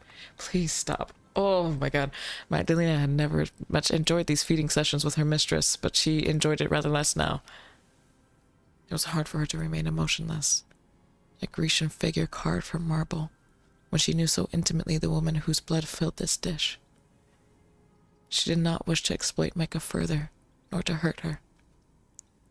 She could hardly bear the burden of her wicked deeds. They weighed heavier and heavier upon her shoulders with each day that passed, but what was she to do? If she did not bleed Micah, her mistress would suffer in turn. Her mistress, weak and feeble that she was, needed somebody to look after her. She had no way of procuring blood on her own. Had Magdalena not provided for her throughout the years, she would have been long dead. Sometimes Magdalena thought this might be for the best, but these thoughts seemed wicked, and they made Magdalena shudder. She could not abandon her mistress, no matter how onerous caring for her had become. They were alike, she and her mistress, two birds of a feather. Society would shun them both for being a pair of misfits. They were both monsters. Magdalena's mistress was the only creature like her which she knew of. She was all which stopped Magdalena from being utterly alone, and all which had granted her a purpose. Magdalena had vowed when first they returned that she would protect her.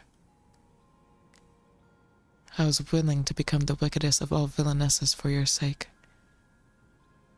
I have debased myself, committed vile act after act, and for a while I thought my humanity forfeit. Magdalena sighed, her lips pursed, as her mistress, heedless as always of her words, continued to drink. But I fear I must be softer than I thought. I've killed many, many men without flinching, but the thought of killing Micah... Magdalena sighed again. A sigh which seemed to issue forth, not just from her chest, but from a deep, shadowy recess inside her. When she exhaled, it left her almost breathless. I don't know if I can do it. Not even for you. I want to make you happy, dear one, but if the price of your happiness is my Micah's life, that seems too steep a price to pay. If I keep going as I am, I fear something inside me might break. If it's not been broken already, that is. Unable to face her mistress or herself, Magdalena let her eyes fall closed. Her lashes melted together, long and spiky, like albino spider's legs. She did not cry, but she felt phantom tears prickling in her eyes regardless. Sobs she could not make, racking her slender shoulders. All the while, her mistress continued to sup as a cat might. Her pointed tongue lapped Micah's blood, her head bobbing back and forth. Her mistress was, in many respects, like a pet. Eating always contented her, but eventually she would show her claws. Magdalena had been on the receiving end of said claws more times than she could count. Her arms were littered with bruises, which were all the thanks she received for her labor. Aiding her young mistress had never been the most thankful of tasks, but Magdalena had persevered.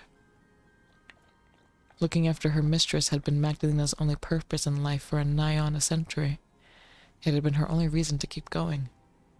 Now, however, I wish you knew what I was speaking about. I wish you could understand how I felt. I wish that none of this had ever happened. To me, and especially not to you. You never deserved any of this. My poor, dear Christelle. All right.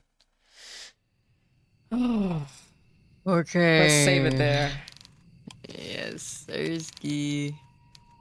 Oh my goodness, chat. We went a while there. That was longer than we normally went. We are almost at the 4-hour mark today.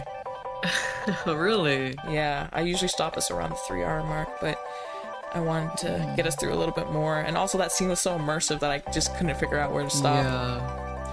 Chat, what do we think of that? Chat, how do we feel about what we got through today? Chat. We have to be like close to done with Act 3. The shot. Yeah, because like... W's in chat. Stop doing that! Because they have revealed like the plot now, so I feel like... 1 second, I accidentally kept the music on. Thank you for that, Zenta. I appreciate that. Thank you, Zenta. Okay. I feel like they revealed the plot already, so I feel like the climax is drawing near. Yeah, hopefully. Hopefully, like, somebody's climax is drawing near. Fuck. Definitely mine. Oh, but that was a good What chapter. do you think, That though? was a very engaging chapter, I will say. Although that was very weird at points, it was a lot more engaging than I think we saw in Act 1 and Act 2. Yes. I felt like it was a little bit easier. Yeah. Oh, that was such a sweet scene. It was so sweet. It makes sense now. I like them. Yeah. But it was an incredibly slow burn. I don't mind slow burns. I think what was annoying was just the way they labor over every single detail. That's the thing that's annoying. But, you know, I quite like that. I have to say. what do you think is gonna happen though? Take a wild guess. I think Lolly Vampire is gonna kill Mistress. Lolly Vampire. I already forgot What's her name again? Hyde Marie. Hyde Marie? Yeah, Hyde yeah. Marie. Yeah, I'm hoping we don't see too much more of the uncomfortable interactions between her and the priest. But I think Hyde Marie might likely, kill though. Mistress. And I think if they want to go a tragic route, maybe someone else does die that we don't want to die. But I have a feeling it's probably going to be Hyde Marie kills the Mistress. I don't think so though. I don't think Hyde Marie will kill Mistress because, like she said, Mistress, like, she's chained up. She can't even do that much. I think Lena will like make the decision to Just stop beating her. Stop that. Yeah. Maybe so. Enhance killing her. That might be likely too, especially if she's falling in love. I want us to see Christelle though. I mean, now we have a name for her, Christelle. I'm hoping we get to like see her soon and see what she looks like. It was good. Glad they didn't let us down after drawing it out so long. Yeah. I mean, to be fair, they still have room to they still have time to let us down. We're in Act 3 now. Thanks for the follow. Nyatoki has joined the Legion. Hi, Toki. Hello. Welcome on in. Thank you for the follow. But yeah, guys, what a wow, what a day for Yuri. I really like this, bro. My heart was actually beating really fast. Me too. I was so into the scene. I was like, oh my god, kiss. And then I heard you going, kiss. And I was trying so hard to keep my composure, but I was like, yeah, I want them to kiss. And then they did, finally. Oh my god. Oh my goodness. Dude, I like this so much. I felt like a pretty princess voicing that. Did you have fun with Oh that? my god, I'm so helpless. Oh my god, Miss Vampire, what are you gonna do to me? Yes. Yeah, I'm sure you had fun with that. It was quite fun, honestly, from both their perspectives. It's really Like, fun. I was honestly, this chapter, Micah was starting to grow on me. In previous chapters, Micah was kind of annoying to me, but in this one, Micah started to grow on me. Although, to be completely fair, given the context, we really haven't developed her personality much beyond her now loving Magdalena. But Only I don't now know. she's, She was showing like, more of her. it did seem like there was at least a little bit more personality to her here. Yes. And we got a little backstory, which she did talk about a lot, for like that was going on quite a while. But yeah, I Micah's starting to grow onto me. I also started looking at Micah. I think, you know what I'm realizing? I must be very into personalities, because I know Micah's beautiful, but to me it was very much like a cerebral, like, oh yeah, I can process this as a beautiful woman. But like, seeing her kindness, I actually started to look at the Micah character art and be like, wow, she actually is kind of attractive. Like, she started to become more and more attractive to me as she started to develop more of a personality in this part. And she does seem very kind and caring, and I quite like that about Micah. She's growing on me for sure. Yeah.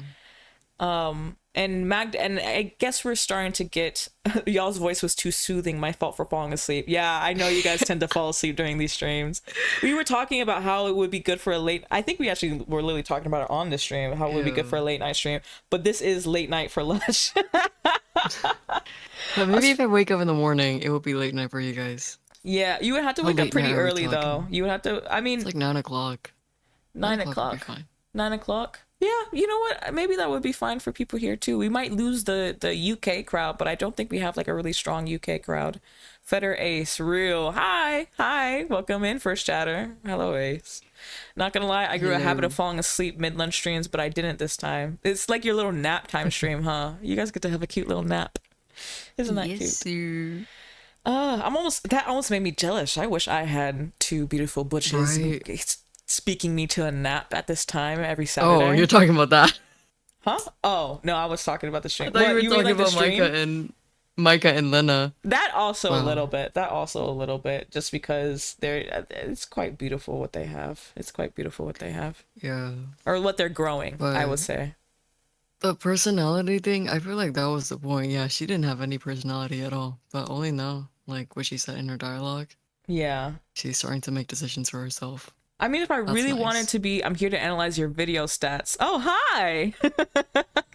Oh, yes. Okay, I recognize you. Hi. If you need anything from me with that, I will give it to you for sure. But yeah, I guess if you wanted to be really critical, you could talk about how, like, you know, like now she has a personality, but it is essentially being in love with Magdalena, which isn't much of a personality to have if you really like sit down with it. And she does kind of just become this sacrificial lamb of like, I don't care if you kill me. Like, she is still quite passive, you know. She kind of has just given up the fight. But I think I just liked their exchange and just the beautiful love and kindness between them too much to feel really critical this round. I just love love, and it felt very loving, and that was very nice. I still want everyone to escape. They're gonna jump out the windows and fly like you. What? Because Seven was talking to me about how they're gonna fly and be at my window in 4 days. Guys, count me in. I'm coming too. You're coming too? Yay! Yeah. I'll leave the windows open. Late night ASMR stream when? Oh, that would be quite. Oh my god, that's actually a good idea. Lush, if you ever want to do one of these on your channel, I'm very happy to. Like, if you want to do like a any kind of stream like this, or like an ASMR stream like Mani was suggesting, that might perform pretty well on your channel. Yes, sir. But yeah, we need to end the stream so it doesn't get too late, so I can still play Fortnite with Lush. So I'm gonna let you guys go. Okay. Do you not want to play Fortnite anymore? Okay. I want to. Okay, guys. Fortnite. I'm gonna let you guys go. Let's find somebody to raid. Yeah. I think Yeah. Doobie's probably live right now, or at least she still should be. Let's see. I hope. Yes, Doobie is live. So I'm gonna set us up Let's for a raid to go. Doobie's channel. We all love Doobie. Doobie's playing. What is Doobie doing? I think is Doobie singing or playing Red Dead? I think Doobie's singing about Arthur and Red Dead. So I'll have us raid Doobie, and I will let you guys go. And please join that raid so I can look really cool and really like I have people to raid people with. Have a good day, y'all. I'll see you Cheer tomorrow for 1000 thanks for the stream. Oh, thank you right. so much, Senta. Thank you so much for. Let me give you a few barks like I normally do, because I'm a good butch. I think it's 10 for every $1. Oh, okay. All right, Lush. Cover your ears, please. No. Oh, fuck. Okay. Thank you, Santa. All right, guys. Tomorrow we're gonna be doing Resident Evil 7 with the shot caller. I'm gonna see if Sleep can come over and help me Okay. out with that. And yeah, I'm excited to play more See Resident you guys Evil. next time. See you next time. Bye. Bye-bye. Bye.